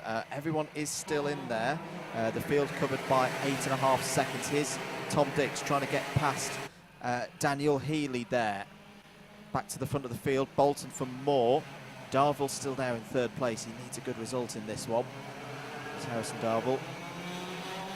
Joe Holmes then on the back of this front pack of 5, just breaking away slightly here. This is Jack Bolton, Rob Moore, Harrison Darville, Dan Truman, and then Joe Holmes. They'll do well to make progress on this field with Joe Holmes because Rob Newman is on a charge. He just got past Daz Teal on that last lap as well. And here he is, you can see in the orange helmet, chasing Tom Dixon, the 26 as well. Nothing on for him up the hill. As a challenge for the lead, Rob Moore up the inside of Jack Bolton. This is at Ashby and gets the move done. Nice move there. And, well, he said he was tired due to moving house, Andrew. He's certainly doing well for it at the moment.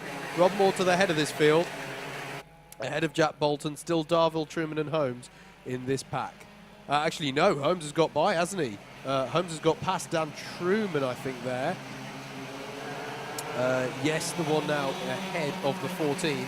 So Joe Holmes at 1 as well on this lap as Rob Moore moves to the front. Rob Moore, Jack Bolton, Darville, Holmes and Truman, but now Ed Bars and Harry Neal have joined onto the back of this fight. In fact, everyone's separated by mere tenths out there, if I'm being honest. Look at this, though. Challenge from Darville on Jack Bolton. He goes deep, and it's going to allow Joe Holmes through. Brilliantly read by Joe Holmes there. 2 positions in 1 corner, and Holmes gets himself up to second. Beautifully judged there.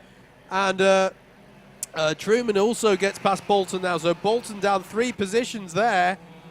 He'll not be too happy there with Darville's move because it put him offline and opened up the door to everybody. Such is the way at this level of Club 100.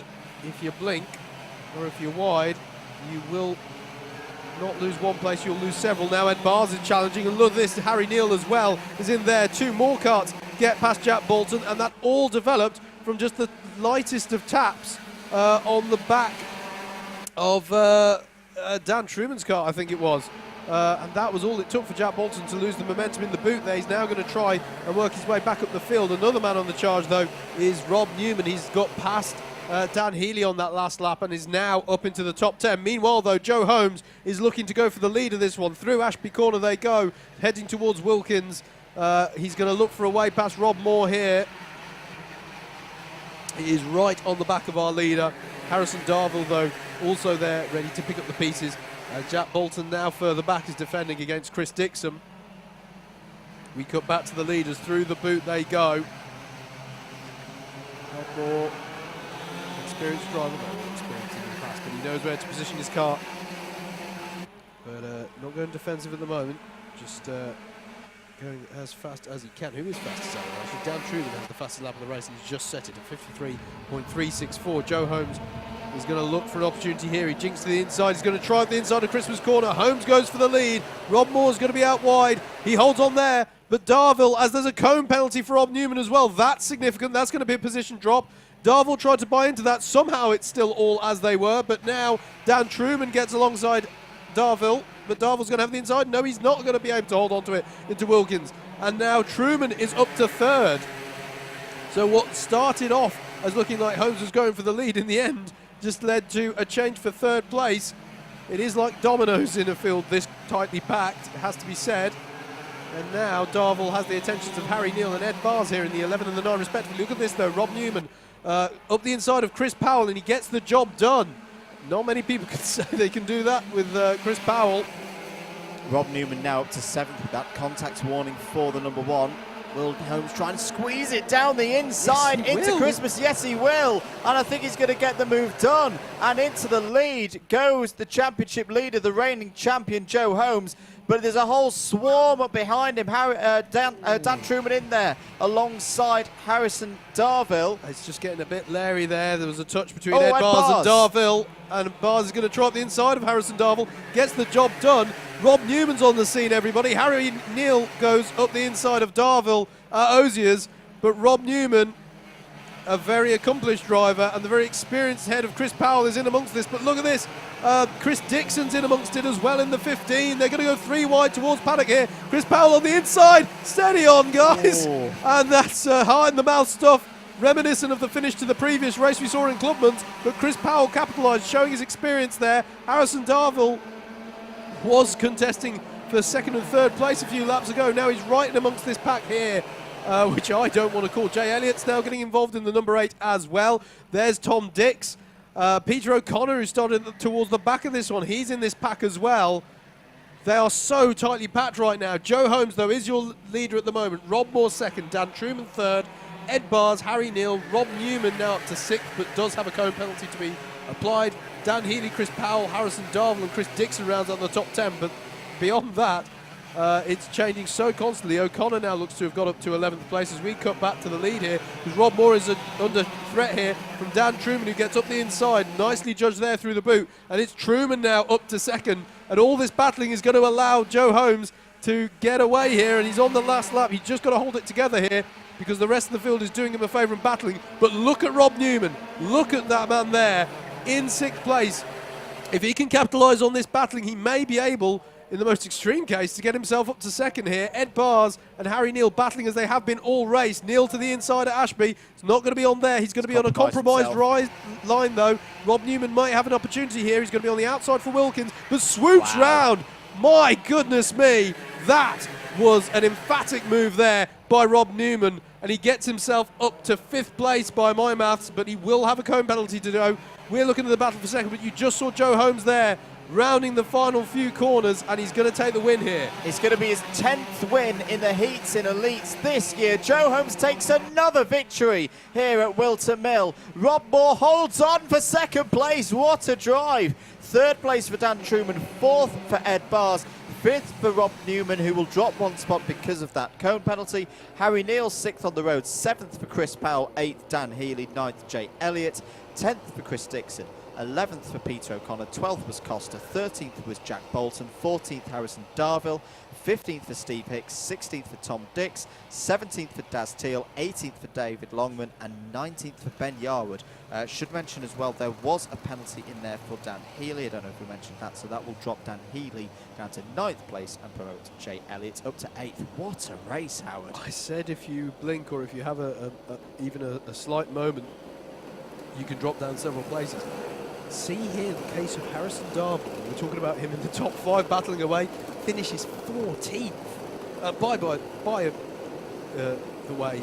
a gap of 1/1000th of a second. He was behind Jack Bolton at the end there.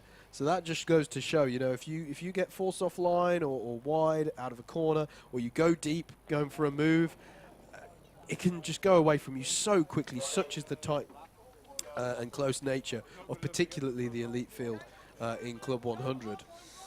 But whilst it got robust, it stayed, it stayed simple, it stayed clean, and it didn't come to tears.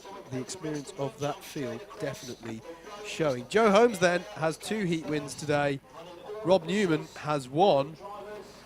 And you know what that means, folks? They're going to be very close on their trophy finals grid, aren't they? As I believe the man to my left is doing some maths to work out what the situation is in the championship. We, though, are going to have to look. He's showing me the number 4, so I think it's 4 points. Now that's because it's going to be 4 or 5.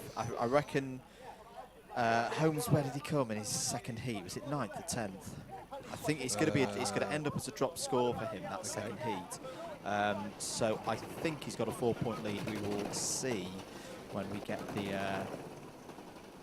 the grid for the final. I also think Newman will be ahead of him on the grid in that final. Okay, even with the 2 wins. Yes. For Holmes. Yes, I think Newman's had a bit more consistency. I think he's been in the top 6 every time. That's a very happy Simon Lloyd. Everyone's happy in the Clubman field. Here's a Luke It's a sunny day at Whilton. Yeah, what's not what to be more could happy you about? Yes. Paul Jennings needs to get in the cards. That wasn't on cue, Paul. It's fine. As they get out onto track. We've had a comment from a driver, from Mr. Luke Costin of Alpha Live. That was an exciting finish in Clubman's. How are you watching? He's in this race.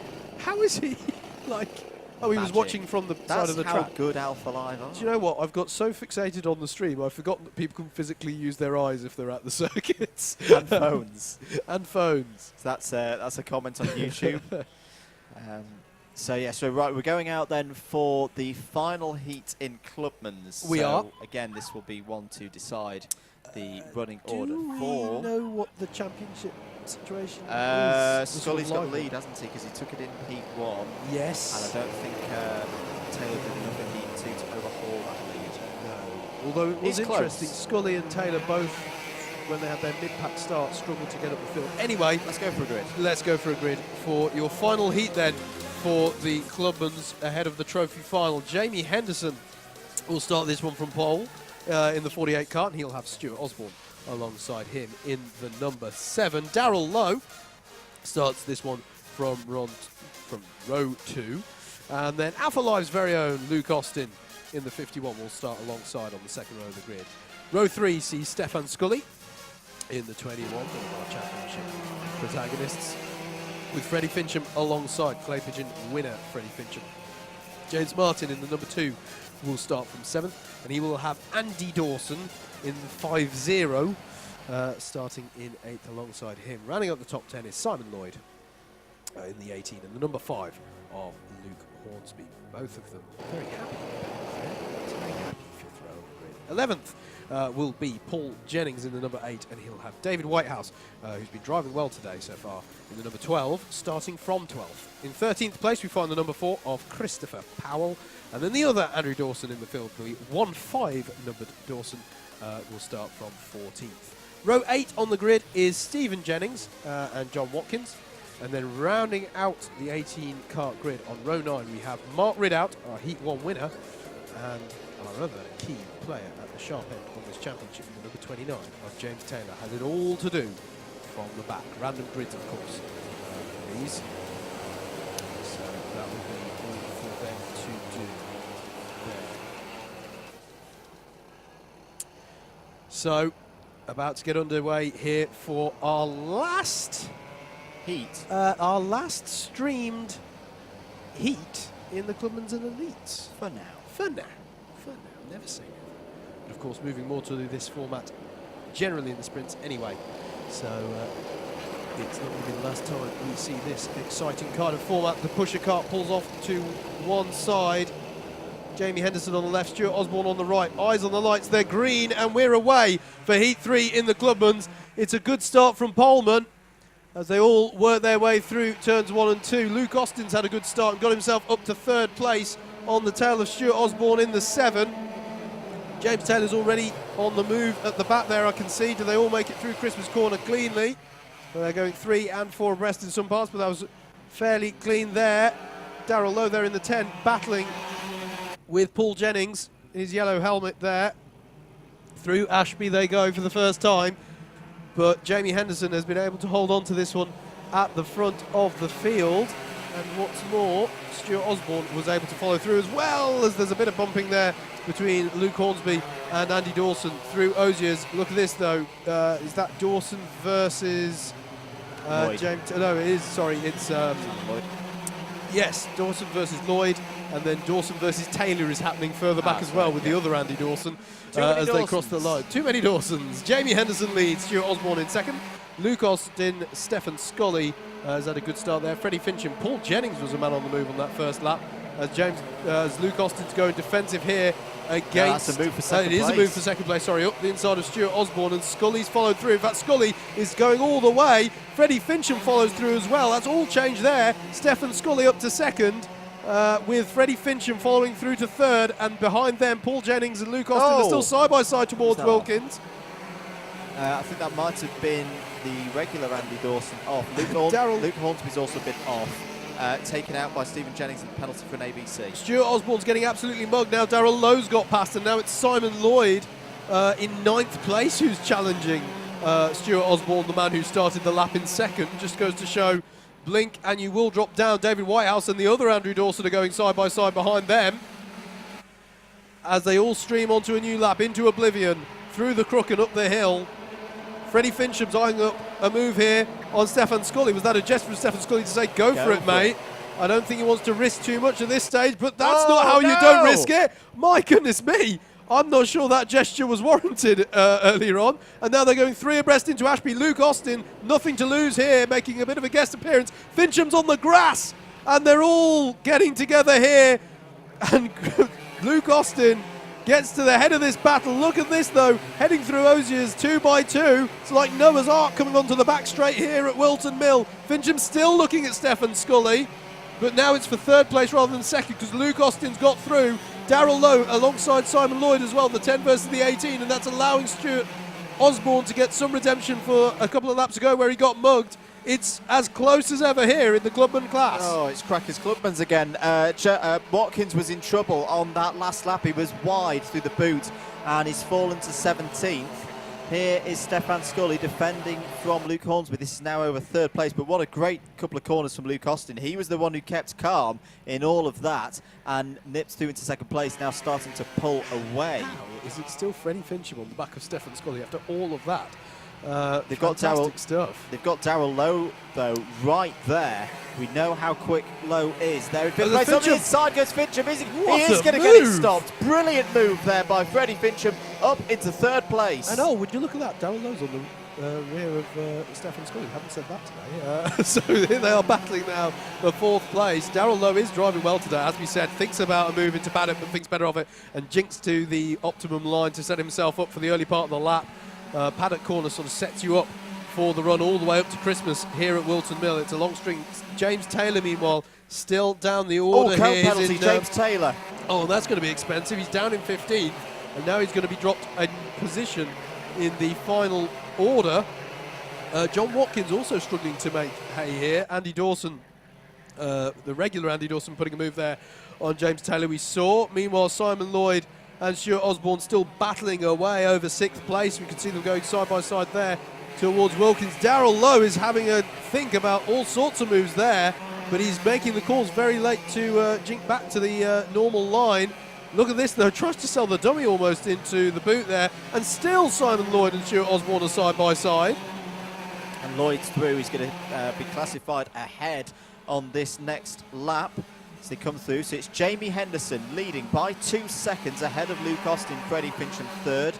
Then your championship leader Stefan Scully in 4th, Darrell Lowe 5th, Simon Lloyd 6th, and Stuart Osborne now classified in 7th. And Scully's got to be slightly careful with how he moves about there defensively. He went to the right, but then sort of drifted a bit more to the mid-circuit. It was okay, I feel, but does need to be careful there. He's making life difficult here for Darrell Lowe, who's clearly looking for a way past. Meanwhile, Freddie Fincham's just set the fastest lap of the race, and as a result, as you can see, he's now on the back of Luke Austin in the battle for second place here.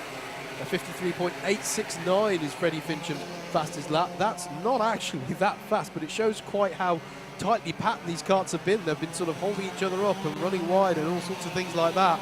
But Fincham now on the back of Luke Austin for second place here, and you can see up ahead Jamie Henderson comfortably in the lead of this one. Just got to keep the pace up as he's been doing all the way through as they come onto a new lap and head up the hill to Christmas. If they keep working together, there might be an opportunity for them to close down the leader, but I think Fincham's going to go up the inside and take second place. Yes, he does. Luke Austin will slip in behind. Now they need to work together. There's the finger point from Fincham, because the gap is just over a second and a half. And if they push hard, they could pull Jamie Henderson in on the last lap of the race.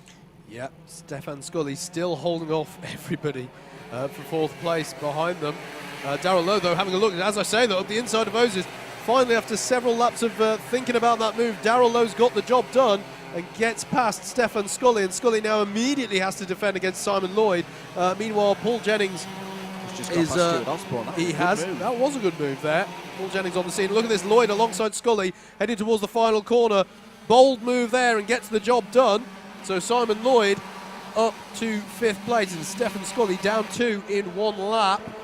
James Taylor watch, by the way, from the point of view of the championship, still only up to 14th place at this point. The last lap banzai move from Fincham is on. He's just taken half a second and more out of Jamie Henderson. The gap is down to 1.1. If he does that twice again, he will catch him on the last lap. We've got 2 laps to go. Special shout out though, David Whitehouse just gets the fastest lap of the race at 53.768. So continuing his strong form there. He's in the mid pack in this race, but he has been driving, I think, really well today. Here we are though with our leaders. Catching is Freddie Fincham. Jamie Henderson there in the 48, Fincham in the 43, and then Luke Austin in the 51. We're going on to the last lap then, and Fincham has taken another 0.8 of a second out of Jamie Henderson, and look at this. 0.3 of a second. Look at this. Henderson makes a mistake through the crook, and it's going to allow Fincham up the inside into Christmas. How deep will Fincham go? Not very deep at all. He's got the job done. Gets it stopped beautifully. Freddie Fincham, what a move. What a drive to the front of this field. And with just a few corners of the race left to go, he's sitting pretty to take the win in the last heat of the day. Freddie Fincham is in the form of his life. And if he can just close this out, this is going to be yet another win for a driver who's only done 3 rounds of Clubman so far in his entire Club 100 career. It would be his 3rd heat win. Can he get round The final boot. Oh, Henderson's run a little bit deeper. He might be vulnerable for second place if Luke Austin can get it up alongside. Yes, he can. It's going to be into the last corner. But Freddie Fincham's going to win in Clubman's again. Freddie Fincham takes the win in Heat 3. Jamie Henderson holds on for second place. That's a good drive from Jamie Henderson. Luke Austin of Alpha Live finishes in third. And it's Darrell Lowe in fourth place. Simon Lloyd in fifth. Paul Jennings sixth. Stefan Scully falls down to seventh place. How crucial could that be?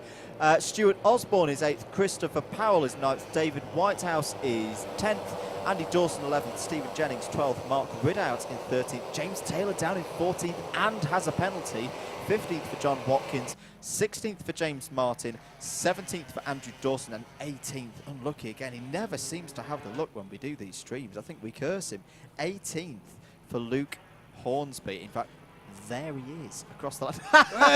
Yes! Brilliant. Fantastic. Oh, we love you, Luke. We love you. And that brings an end to the heat racing for the Clubmans. Yeah, now, pay attention, everyone, because they were just playing around now. Now it gets serious. If you're going to finish 32 seconds off the pace because something happened to you, that's the way to finish. Yeah. There's Luke Austin, little clap there from Freddie Fincham. He was happy with that one. Right, we're going to take a very, very short break on the commentary. We'll be back for the finals very soon after this short message.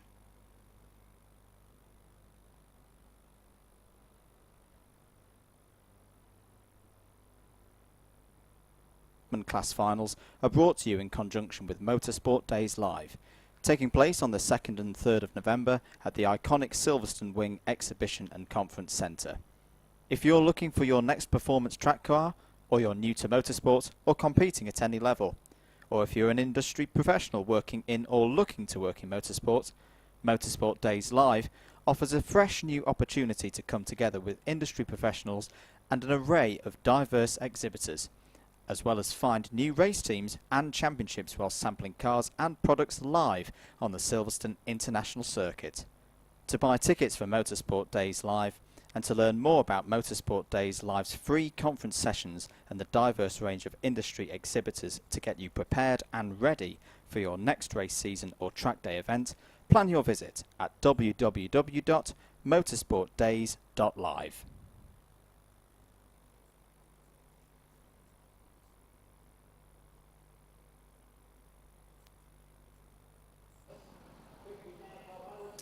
Thank you very much to myself for that that message. What a grid. I've just had the elite final grid handed to me, and this is exactly what we wanted, Howard. Yes, absolutely. Christmas has come early to those of you who want a frantic battle at the front of our elites. What a grid at the front of this one. Shall we take them through this? I think it just build up the suspense a little bit more. Okay. Just take it from us, folks. The elites grid is, you want to stay tuned. Put it that way. The top three, if there was a top three that I could have asked for at the start of the day, this would have been it. This is good. This could be the final of the year. Yes, it really could. The driver's looking ready for this one. Just to go over a bit of housekeeping as well. We were talking about 25 points being available for a heat victory. This is where the big points are. 150 points in the championship for winning the final. If you come second, it's 145. If you finish third, 140. And so on and so forth down the order. The way the grid is, whoever wins this final, assuming it is one of two drivers, and it might not be, but if one of those two drivers of Newman and Holmes wins this final, they will lead the championship, leaving Whilton Mill here this afternoon. Is it that simple? Yes. Okay. I don't think we've got the grid graphic, so let's run through it just to set the scene then for this final. Sponsored by Motorsport Days Live. Thank you very much for their support. Here is how your final looks for elites. Rob Newman starts on pole position. I think we'll have this confirmed with the grid graphic in a moment, but just to run through it for now. Rob Newman starts on pole position alongside championship rival Joe Holmes. That is your front row of the grid. former champion, having a one-off special guest appearance today here in Elites. Chris Powell starts P3. What more could you want? Ed Bars is alongside him on row 2. Row 3 is an interesting one as well. Dan Healy, who's been fast and consistent throughout the whole year, but has not quite had one of those really top results. Today could still be that day. If things start kicking off ahead of him, he could be the driver to pick up the spoils of war here at Whilton Mill today. He starts from P5. Alongside him on row 3 is another driver who's been very, very quick here at Whilton Mill so far this weekend. Has not had the best of luck, yet is still 6th on the grid. Peter O'Connor, the O-plate holder. Watch out for him. He's going to be really racy in this one. Row 4 is another interesting one. Harry Neal alongside Tom Dix. Tom Dix was right up in the thick of things in the final at Clay Pigeon a few weeks ago, and I think he's going to be up there again here at Whilton Mill. Row 5, Jay Elliott, winner at Shenington, so we know he can do the business in these final. He starts alongside Dan Truman on row 5. Costa starts right in the middle of the pack, so that's a really good showing from Costa on his first run in sprints for a while. Alongside him on row 6 for this final is Darren Teal. Row 7, Steve Hicks has had a very up and down day so far, but we know he can get the moves done round here at Whilton Mill. He is a bit of a Whilton Mill specialist. He starts on that row alongside Rob Moore. Row 8, Jack Bolton will be going from that one with Chris Dixon alongside him. Then row 9, Dave Longman, who's had no luck so far today at all, but is another driver who is very, very knowledgeable around this place and can do the business. Harrison Darville lines up alongside him in the 18th on the grid. And then row 10 is Ben Yarwood and Peter Harris. What a grid, Howard. It really is something special, that grid. Just looking at drivers choosing to change karts. Ed Bars, who starts 4th, he's just changed his. And here is Darren Teal doing the same. That's Teal number 7, choosing to swap his kart. But yeah, mate, this is, as you say, if you could pick a grid, or if you could have picked a grid at the start of the day for the Elite Final, this is exactly what you'd pick in terms of the drama. You've got the rookie, I still can't call him the rookie and keep a straight face, but the rookie within Elites at least, of Rob Newman on pole. You've got Joe Holmes, defending champion and man, right in the hunt with Rob Newman. Your 2 key championship protagonists on that front row, and then you've got the experienced head of the former champion in Chris Powell, starting 3rd. What a grid it is. And as you say, there's been several drivers as well who've had a good innings today, particularly a good round in amongst the top 10, who really are going to be, it's not all going to be the championship battle in front of this. There are plenty of disrupting influences there. It's really going to be an interesting one, this. I've just spotted that the quadrant teammates are near each other again. I also noticed that. Steve. Yeah. You can see just off to the left of shot there. I think they're going to be helping each other in this one. Are we good for a go, Howard? I think we are, mate. There's a thumbs up there from a marshal, so we are good for a go. Oh, hold on to your hats, everybody. I've got a feeling this is going to be a good one. Round 11, Club 100 Sprint Championships for 2018. The Elite Final is green and racing. Will Newman get the whole shot into turn 1? Yes, he will. Will Holmes hold on for P2? Yes, he does. Powell trying to follow him through as they run up to Christmas for the first time. It's Newman from Holmes. Holmes goes over to driver's right, trying to go all the way around the outside of Newman. That's a brave one. They're all fighting in the middle of the pack, but the top 3, 1, 2, 3, are as you are from the grid. Peter O'Connor's got the jump on Ed Bars there to get into 4th as well. So movement there, but as you say, it's as you were amongst the top 3, showing their skill to get a good start there, and they're trying to break away as further down the pack. Here's Jack Bolton battling with Costa. Rob Moore in there as well in the distinctive Dayglow helmet as they come round the boot. for the first time in this 10-minute final. And look, the top two have already broken away from Chris Powell. Look at the pace of Newman and Holmes. Away they are. The lead is, well, there's a 4/10 gap between second and third already, and there's a cone penalty for Daniel Healy already. Newman does a bit of shrimping, doesn't want to get overtaken at this stage of the race, as Bars is fighting there with Tom Dix, the number 26. It's really simple then at the head of this one. Who wants to leave here leading the championship? It's Joe Holmes at the moment, because he's up the inside of Rob Newman into Ashby. What a move, and how critical is that? As he looks over his shoulder, yes, he has got the job complete, but Newman's going to have the inside going into Oziers. Holmes cuts across to try and defend, and Chris Powell is right with them here, as is Pete O'Connor. Experience heads behind these two at the head of this field, but for now, Joe Holmes has got to the front. Well, that could be a crucial move, but we've seen these finals go back and forth so many times, and the margins are so tight. One cone penalty, we've seen elite finals decided on that this year, could change everything, but it's Holmes ahead of Newman. But the pack, well, look at that, the top five are covered by a second. Top 9 are covered by a second and a half, mate. It's so close at the moment. Jay Elliott to the inside of Ed Bars for 6th place. And Dan Healy, who has a cone penalty, as we said, is in amongst this as well, as there's a track limits warning for the 4th place, Peter O'Connor. They're just not breaking up here at all, Andrew. There's no field spread at all amongst these guys. As O'Connor defends against Tom Dix in the 26, going into Oziers. Down the back straight they go. Still Nobody making the move at the moment. I think everyone's just trying to keep this calm for the next couple of minutes, and then it will just explode in the last 3 or 4 minutes. My goodness me. Look at Joe Holmes, he's pushing so hard, a 53.6 already. He's he's more than a 10th quicker than Rob Newman. Rob Newman's got to dig deep here if he's going to win this final. O'Connor goes defensive to Dix again, as behind them Dan Healy's really trying to make capital here on Ed Bars, but it hasn't paid off. It's allowed Harry Neal to get alongside here. Jack Bolton's in as well. Meanwhile, up ahead, Jay Elliott goes up the inside of Peter O'Connor. That's well judged from Jay Elliott. He's got by Dix and O'Connor, and now Dix is trying to go around the outside of O'Connor at Wilkins. That's not going to work. Behind them, Harry Neal's up the inside. Costa's up the inside of Jack Bolton.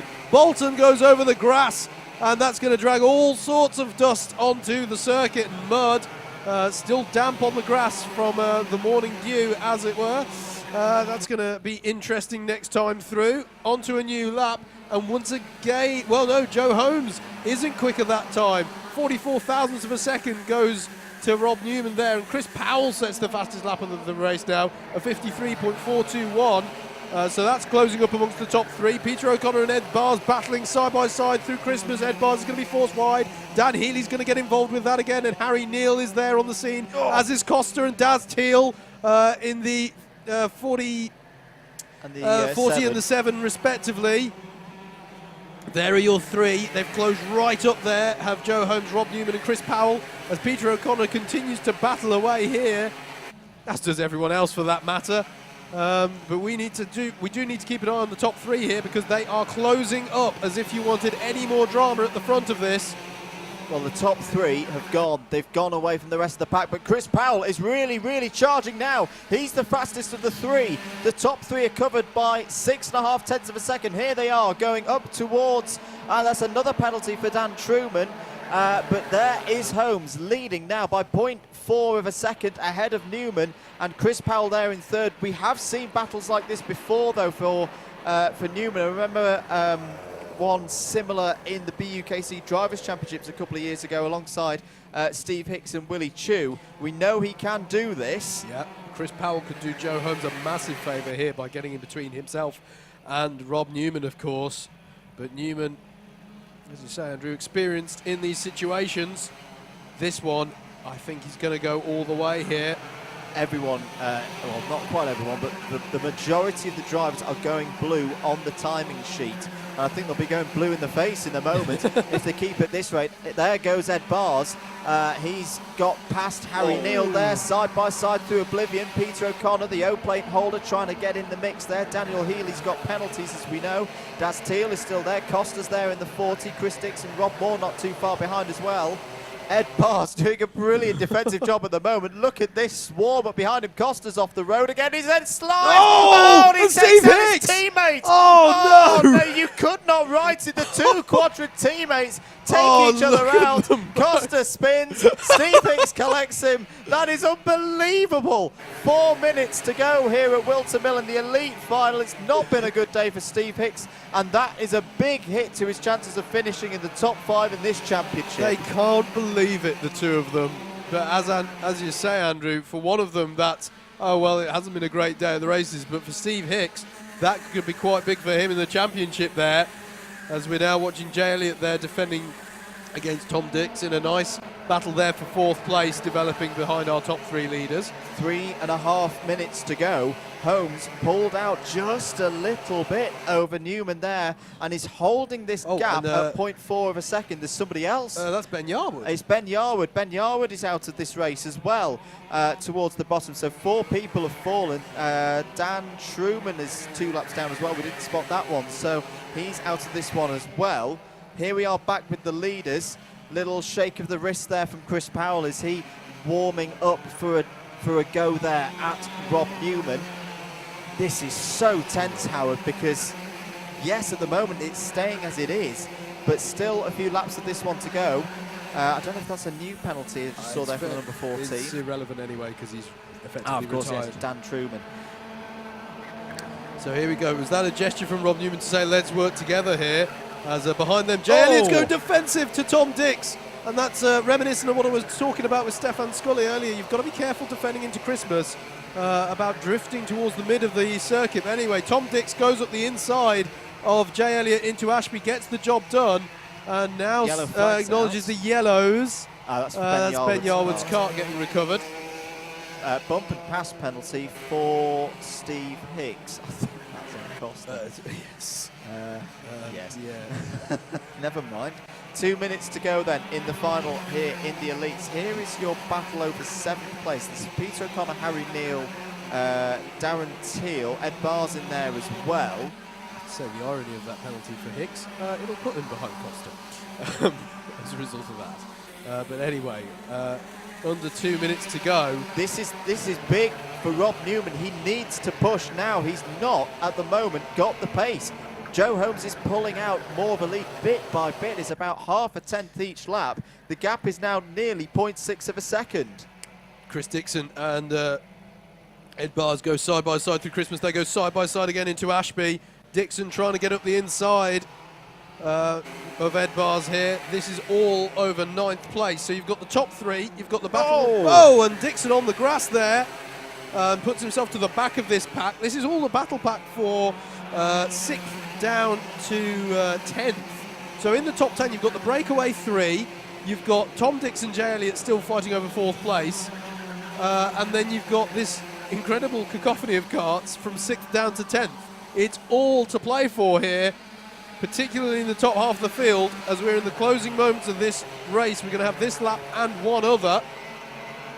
2 laps to go. Can Joe Holmes break Rob Newman's string of final victories in the Club 100 Sprint Elite class? At the moment, he's doing just so. Costa's there a lap ahead, but he's going to pull over and keep out of the way. That's good driving there from Costa. He's sacrificed his own race. He's actually just gone onto the grass and stopped. That is very gentlemanly there from Costa. At the moment, though, Newman just can't close in. And I think his kart may actually have packed into the... he did well to get out of the way, but I think he genuinely has a kart problem as well. Maybe so.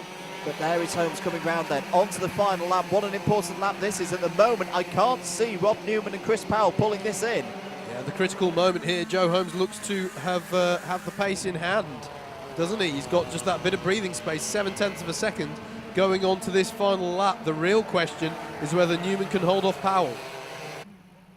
Through the top part of the circuit they go. Still Tom Dix and Jay Elliott battling away over 4th place behind them, by the way. And O'Connor is no longer leading that battle train over 6th place. It's Harry Neal at the moment at the head of that one. So still plenty of things changing and plenty of things that can change in this final lap. So far this season, these two drivers, Newman and Holmes, 19 and 1, have had 4 wins apiece in these elite finals. But this driver, Joe Holmes, is going to make it 5. Joe Holmes is back on the ladder for winning this championship. He has the 1. He wants to keep the 1. And today he is the winner in the elite class at Whilton Mill. He wins by 0.8 of a second on Rob Newman's special circuit, the one where we've seen him win so many times before. Newman is second. Chris Powell, a fantastic drive into 3rd place. Tom Dix, impressive again there in 4th. Jay Elliott in 5th. Harry Neal, 6th. 2nd of the rookies. Daz Teal in 7th. Peter O'Connor, 8th. Ed Bars is 9th. Dan Healy is 10th but has penalties. 11th, Rob Moore. 12th, Chris Dixon. 13th, Jack Bolton. 14th for Harrison Darville. 15th for Dave Longman. 16th, Steve Hicks. 17th was Costa. 18th was Ben Yarwood. And 19th was Dan Truman. What a final round. It was a grid that promised a lot. It was a race that delivered a lot. What a race that was. We've got a couple of replays as well. We have got a couple of replays, I dare say, yeah. What a top 3 throughout, but I think here, are we going to see... This is the disaster. There's Costa going round, and there Steve is the just hit. plows in. Oh, Nothing dear. that Steve could really have done. There's a touch from Jack Bolton as well. But yeah, the irony of it, it has to be said.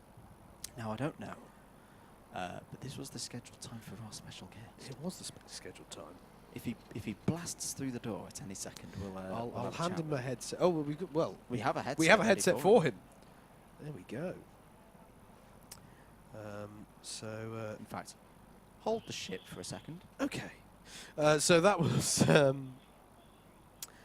there it was then, folks. What a race that was, the trophy final for the elites. And the changeover now goes on for Clubman's, which, if the heats have been anything to go by, is going to be no less frantic. But yeah, Joe Holmes will go away from here as championship leader in the elites with 1 round to go. But it's by no means over yet between them. The championship fight for the elites goes on to Butmore Park. Ah, okay. Our special guest is busy. I can see him on the screen right now. But never mind, we'll hopefully we'll catch up with him in the afternoon, or maybe at the end of this one, because we do want to have a chat with him. Yeah, absolutely. So, do you know what? In all the excitement with the elites, I've yet to look at the grid for this one. What do we have going into this? Well, we've got a couple of laps of... in fact, yes, just in case the esteemed guest does appear, let's go through a grid now. Okay, yeah. I think we've got a grid graphic as well. Take it away, Howard. Okay, so on the grid for this, it's going to be a few minutes away, but here it is. Mark Ridout starts from pole with Luke Austin. What? Alongside going for the wins. Darrell Lowe starts from 3rd with Stefan Scully starting 4th. So Scully, the highest placed of our championship contenders. Jamie Henderson starts this one from 5th, with David Whitehouse having a good day so far, starting from 6th. 4th row of the grid is where we find Christopher Powell in the number 4, and John Watkins, 3rd place man in the championship there. 5th row on the grid is James Taylor, so he really needs to move on up the field if he's going to challenge Stefan Scully, and Simon Lloyd rounding out the top 10. All this, of course, getting underway after they've had their few warm-up laps in a few moments' time. Paul Jennings will start this one from 11th, with Luke Hornsby hoping for a better result than he had in the 3rd final today, starting in 12th. On row 7, we find the first of our Andy Dawsons, the number 50 driver, with Stuart Osborne alongside. He's here. And then he is here. I'm going to finish this off. Then it's going to be Freddie Fincham and James Martin on row 8, and Stephen Jennings and Andrew Dawson on row 9. Right, it gives me great pleasure to welcome to the comms box John Viger, Managing Director of Club 100. Morning, John. Andrew, You just run upstairs. I've just run, for my life. I forgot all about it. So I think we've got 3 laps to have a very, very quick chat. Not to put the pressure, we're on camera as well. Yes, there we are. So right, let's go with the first one. For kind of the uninitiated, what is Club 100? What makes it different from other places to race? We're unique, really, compared to everybody else. So we're the only series now that runs around the country, visiting various circuits across the UK, into Wales, Midlands of England. Sometimes we traverse a little bit north. But visiting next year is 8 circuits, different tracks, and multiple championships to suit all levels, really, Andrew. You can come in as a novice, you can come and do some testing, get yourself up to speed. From there, you can come racing.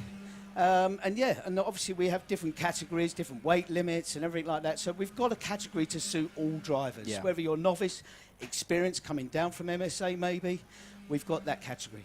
And that's the really crucial thing, we mentioned the novices, no MSA licence is needed, no experience, come in, enjoy it, get into the racing. Absolutely, yeah, absolutely. It's available for all. And it's top level racing, it's the highest level, we're always renowned as the highest level of arrive and drive you can do in the UK. So, yeah, and it's obviously going home with clean fingernails, that's what it's all about. Yeah, absolutely. So 8 different circuits next year across 11 rounds for the main championships.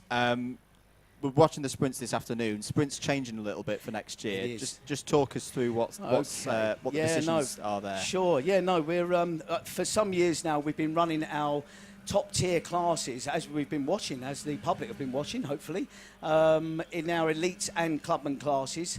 We're now going to integrate everybody. We're going to dissolve those 2 classes for next season. We're going to go back to the original fashion of 3 heats and a final. But we're going to run sub-classes within the lightweights and heavyweights. So it's just 2 weight categories. Obviously, we've got heavyweights racing within the heavies, as usual.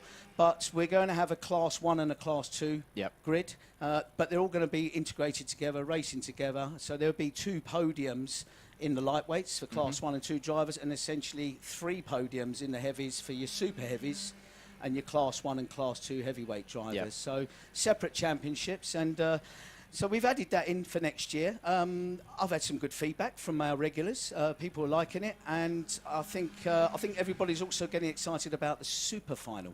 Yes. Yeah. We're getting excited about the super final, definitely. Yeah, I think I've shot myself in the foot here, haven't I? Yeah. But listen, it is Willie Chew's idea, actually. Oh, that's not my new partner in crime, he said, hey, John, how about a super final?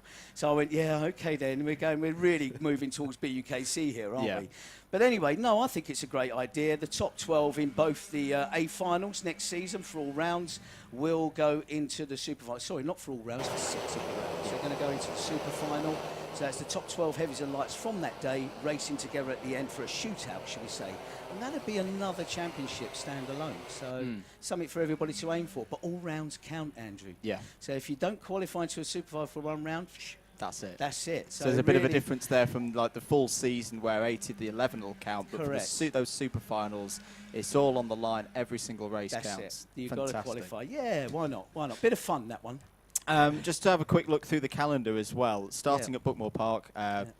Interrupt me, Howard, if we're ready to go for green. Yeah, give me a nudge. I'm ready to keep an eye. Bookmore Park, Shennington. We love the fact we're going back to Shennington. We loved it earlier in the year. We're back here twice as well. What of those circuits on the calendar are you looking forward to going back to? Well, I'm looking forward to going back to Landau. We gave Landau a miss this year. We love the guys down there. They're really nice guys down at Landau. Terrific circuit, great venue, and the drivers do enjoy it. But obviously it's one that is a bit of a distance again, and getting the numbers. So I just thought maybe we can treat Landau a little bit like we do with Glannygores every other year. So I'm really looking forward to Landau. We're going back to Red Lodge. We've dropped Ella Park for the year, and we're going to Red Lodge, a little bit closer to the southeast, shall we say.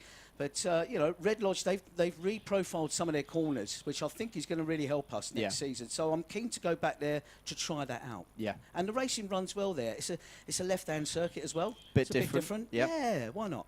Absolutely. I second the Landau as well. Please, people, support the Welsh rounds because they are always good fun. It is a great circuit. Love Landau. Very quickly as well, for anyone new, what's the best way of keeping in touch with the club over the off-season? Oh, look, just social media. We're across all the platforms on social media. Just find Club 100. It's as simple as that. Other than that, the website, that's due to be updated within the next few weeks, ready for next season. All right, listen, I think I'm going to go.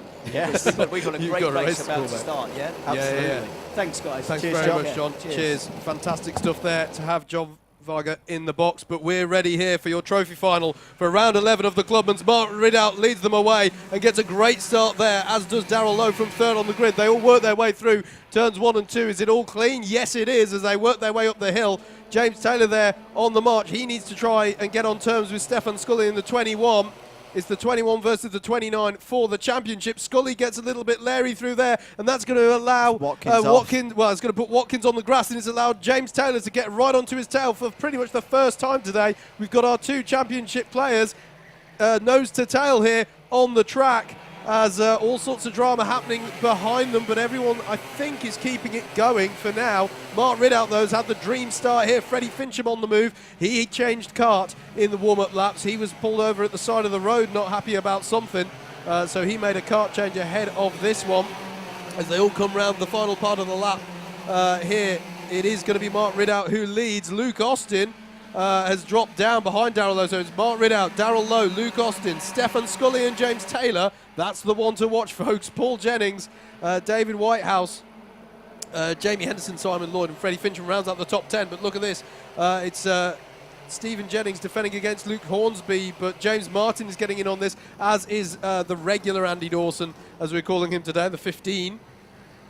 Stuart Osborne, and then there's the recovering John Watkins in the 33, and Christopher Powell in the 4.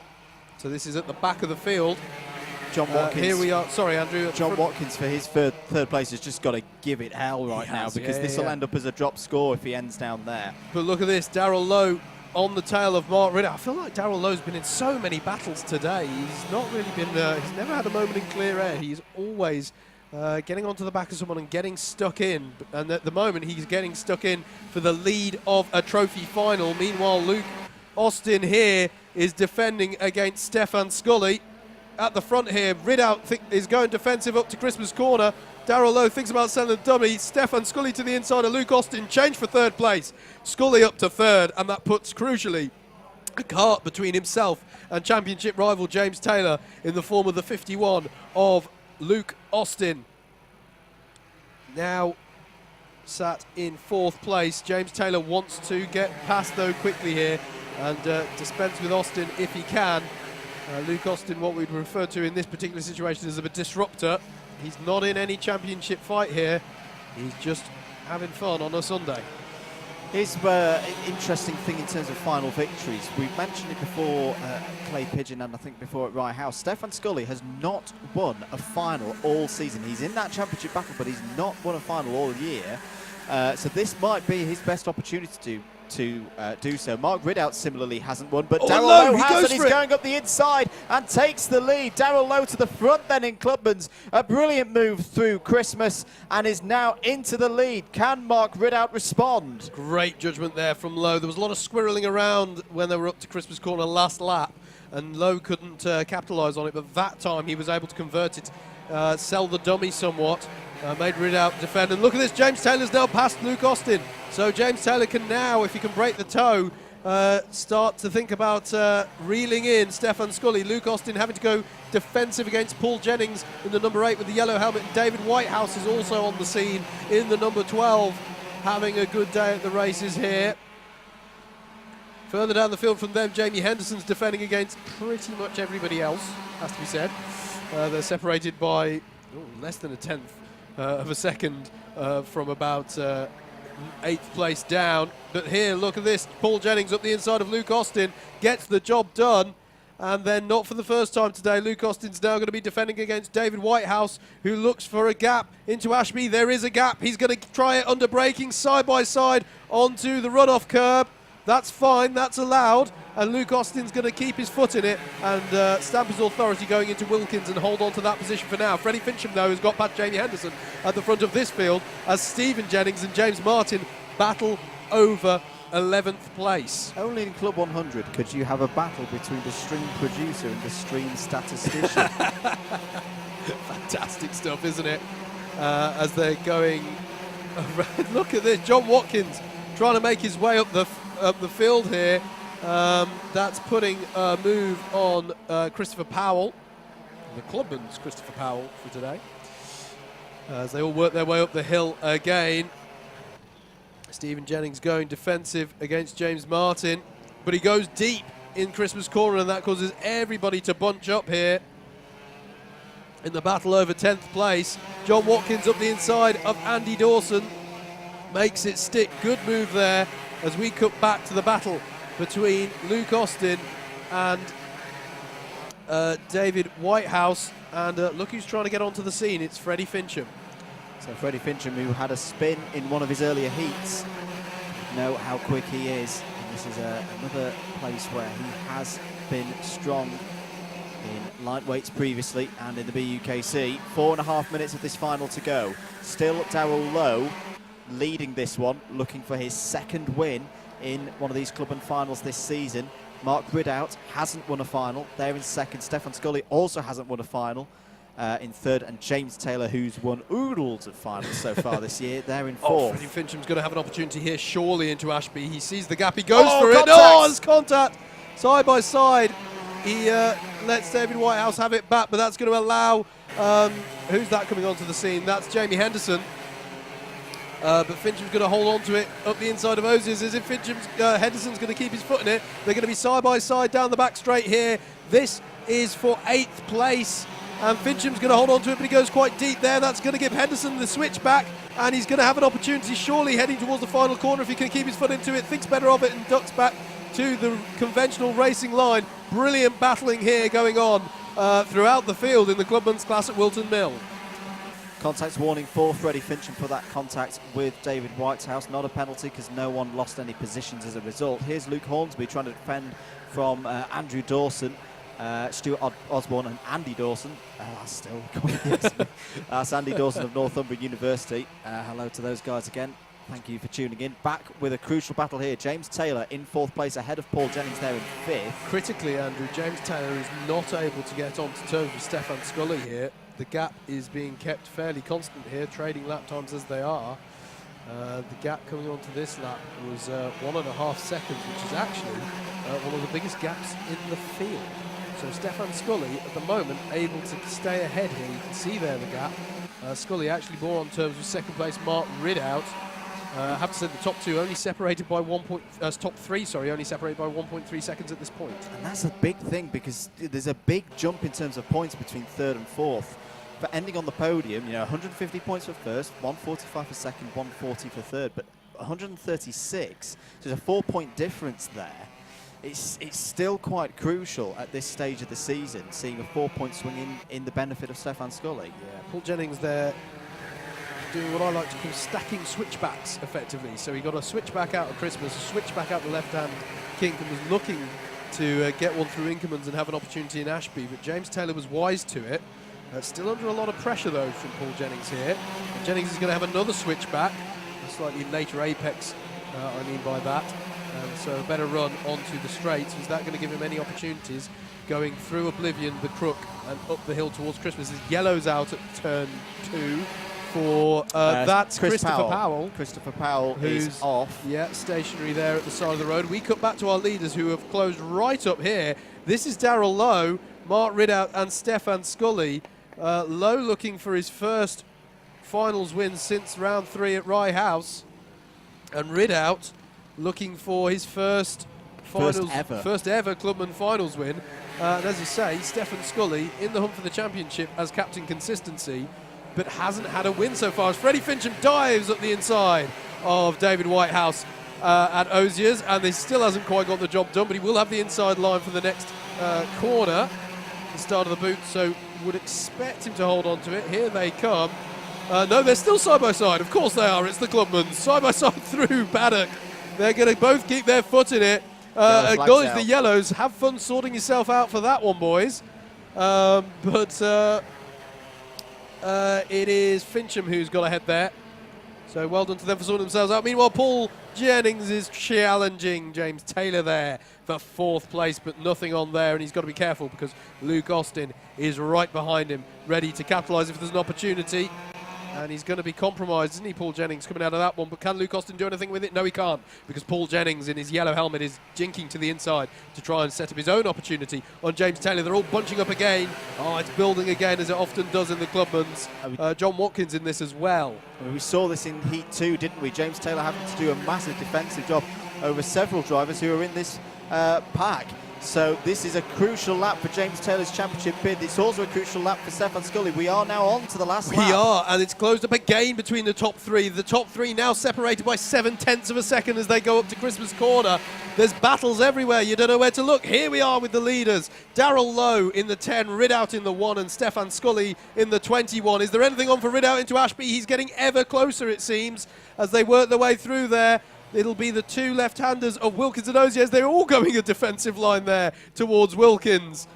Is anything going to go on there? Darrell Lowe is moving around a lot here to defend as much as possible. He wants the widest Club 100 car known to man as they head towards the boot. Ridout has a think about the inside, does he? He might get a switch back there. Look out for Scully as well. He's taking a slightly different line. Look at this onto the back Taylor's straight gone. as well. Scully's going to have a look, but Darrell Lowe is going to cross the line to take the win. Both hands in the air, and well he might. That was a fantastic win for Darrell Lowe. Mark Ridout and Scully second. And look at this. Both Jennings and Fincham off in the boot. Taylor survives. Taylor got a little bit of a gap, a crucial gap on that last lap. He's got 4th place. That could be a huge 4th place, but chaos in the boot on the last lap. The final result, John Watkins has got 5th. What a drive for John Watkins after an incident on lap 1. He pulls it back to 5th. David Whitehouse is 6th. Jamie Henderson 7th.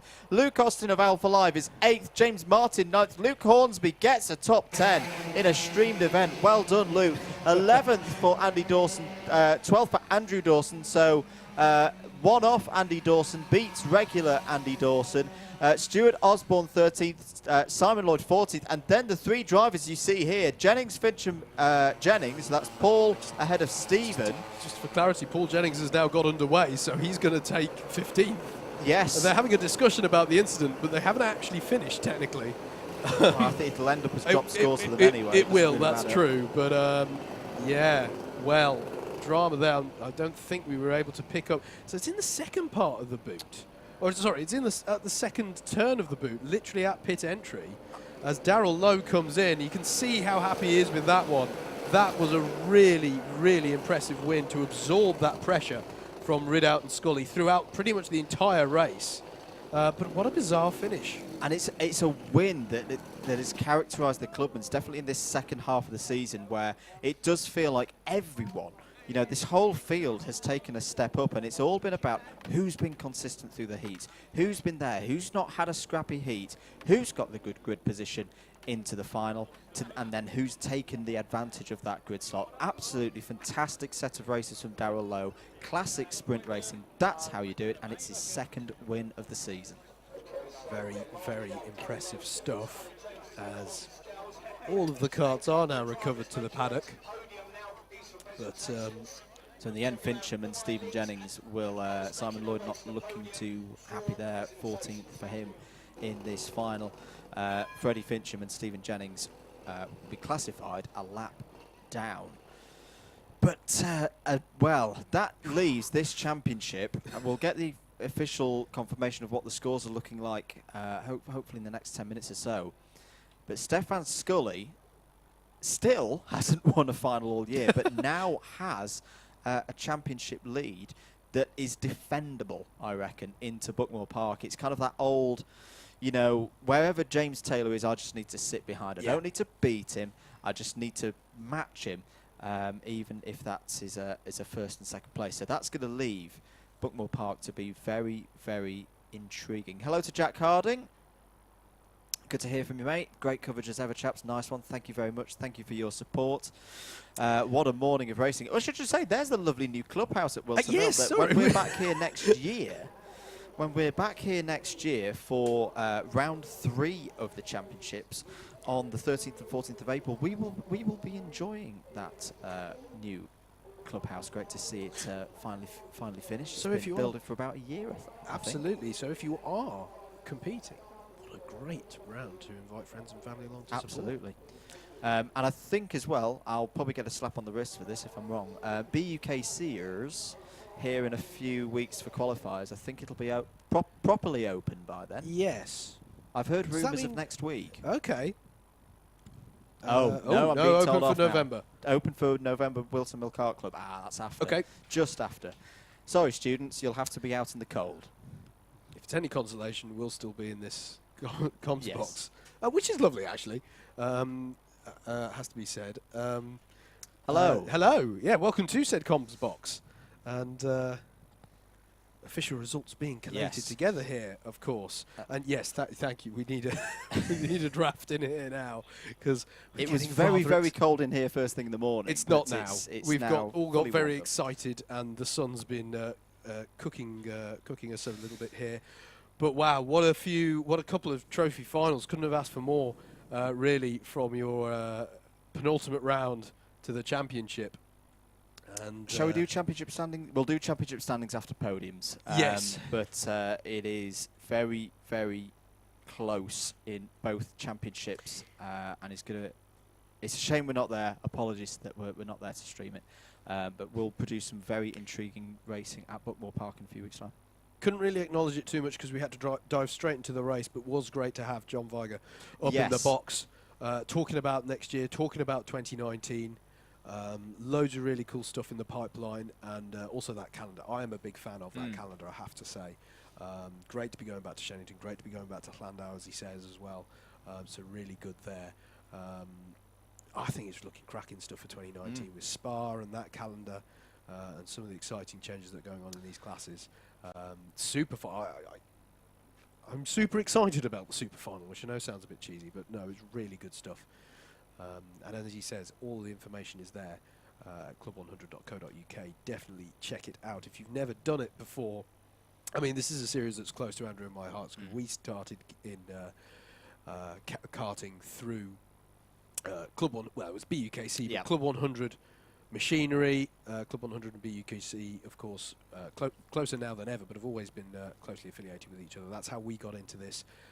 That's what enables us. It's this series that enables us to still go racing, and it can enable you to go racing as well. And we really can't, like at a personal I'm here working for them level. It is a great championship. I can't find my words now. Those finals. Great championship. Check it out. Get involved. Club100.co.uk. Absolutely. I think we're about ready to head down to the podiums any second now. We'll get the cue in a moment to switch down. The message to any BUKC people watching, keep an eye on the Facebook group for BUKC people over the next coming days. Double Dash Motorsport Media will be making an announcement that I think you'll be interested in. We're going to go down to the podiums. Mr. Viger. Right, okay, so here we are, everybody. Can I just, do you know what? I'd just like to say to you all, yeah, all right, one or two may have had a bit of bad luck today, but overall I think the racing was excellent. Really good, clean racing out there. Wilson Mill can throw up some dramas occasionally, but today it didn't really. It was very good on the whole from the majority of you, so thank you very much indeed for that one. Really good. So I'm going to start with the elite, actually. No, I'm not. I'm going to start with the Clubman. Am I? No, I'm not. Starting with the elite. Oh, gosh. Okay, here we go. Yes, because they went first, didn't they? All right, okay. So, yes, Dan Truman in the final. Only 4 laps completed by him. 6 laps completed by Ben Yarwood. Costa. Yeah, baptism of fire for Costa today. Yes, 9 laps completed, 17th overall. Steve Hicks, 16th. David Longman finishing in 15th position. Jack Bolton, a rookie, in 14th. Rookie driver Harrison Darwell coming home in 13th position. Chris Dixon finishing 12th, crossing the line in 11th. Daniel Healy. Rob Moore, 3rd in the rookies and 10th overall. Another top 10 for Rob Moore in his first season in the elites. Ed Bars then, it was in 9th. Pete O'Connor, our O-Plate champion, 0 there, finishing in 8th position today. Daz Till, driver number 7, finishing 7th today. Runner-up in the rookies, that went to Harry Neal, finishing in 6th position. Jay Elliott was 5th, and Tom Dix, 4th place today. Round of applause for those drivers, please. And let's invite our top 3 up then, and here's a blast from the past. Great welcome back, and he's on the podium straight away. 3rd place today, driver number 39, Chris Powell.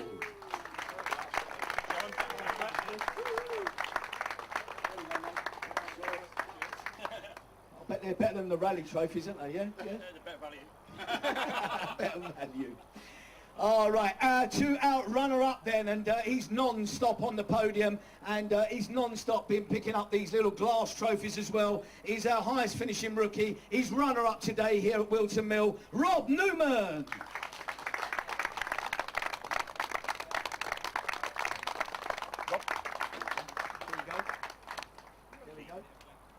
And to our winner then, and he was leading the championship going into this round. He was determined, I'm sure, to get a good result here today after a little bit of a disappointment at the previous round at Clay Pigeon, but he's come back strong and he's taken maximum points for round number 7 or round number 11. Congratulations, driver number 1, Joe Holmes.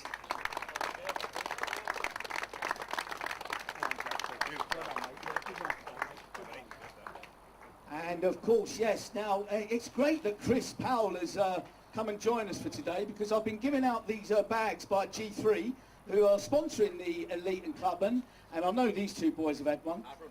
Yeah, that's right. If you can win it, you'll be on the podium at Buckmore. I can give you another one, mate. So, Chris, we're going to give this one to you, mate. It's a goodie bag from G3. So you can clean your car, mate. There you go. I'll hand it down to the slave. That's it. Brilliant. Now, we need a nice photo, please, guys. Up on the top step. Thank you. Oh, you want me to hold it? Yeah, they get the ump otherwise, Chris. They get the ump. See, they're on the podium banner as well, see? I got top step.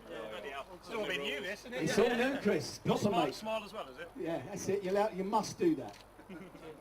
Well done, guys. Our top 3 elite drivers. Give them another ripple. Thank you very much. Well done. Well done to Joe. Okay, right. Let's get myself ready very quickly for the Clubmans and another good race. And then we'll move on to our test session for the afternoon lightweights and heavyweights. So here we go. Christopher Powell, 17th, excluded Freddie Finch, and oh dear. Christopher Powell, 17th. Stephen Jennings, it was in 16th. Paul Jennings, so Bish beat Bosch, finishing in 15th place. Simon Lloyd, 14th today. Stu Osborne in 13th. It was Andrew Dawson in 12th, but Andy Dawson beat Andrew in 11th position. Luke Hornsby, 10th place today. James Martin finishing 9th. Luke Austin in 8th position. Jamie Henderson, guest driver. Well done, Jamie. BUKC boy there from Northumbria, finishing in 7th place today. Well done to Jamie. David Whitehouse, 6th place to David. I'm sure he'll be happy with that position. John Watkins then, driver 33, finishing 5th. And James Taylor, I believe, from 9th up to 4th. Bit of a redemption there to finish in 4th. Good points. 4th place to James Taylor. Round of applause for those drivers. Thank you. And our top 3 then. 3rd place, and he'll be pleased with these points. Driver number 21, Stephen Scully. Well done, Stephen. Well done, mate. There we go. And to our runner-up today, I believe he started pole, but runner-up in the end here at Whilton Mill. Driver number 1, Mark Ridout.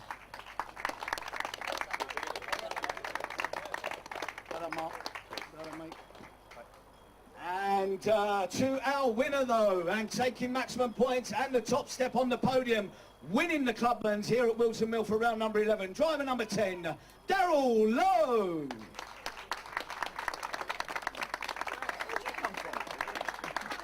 Well done, mate.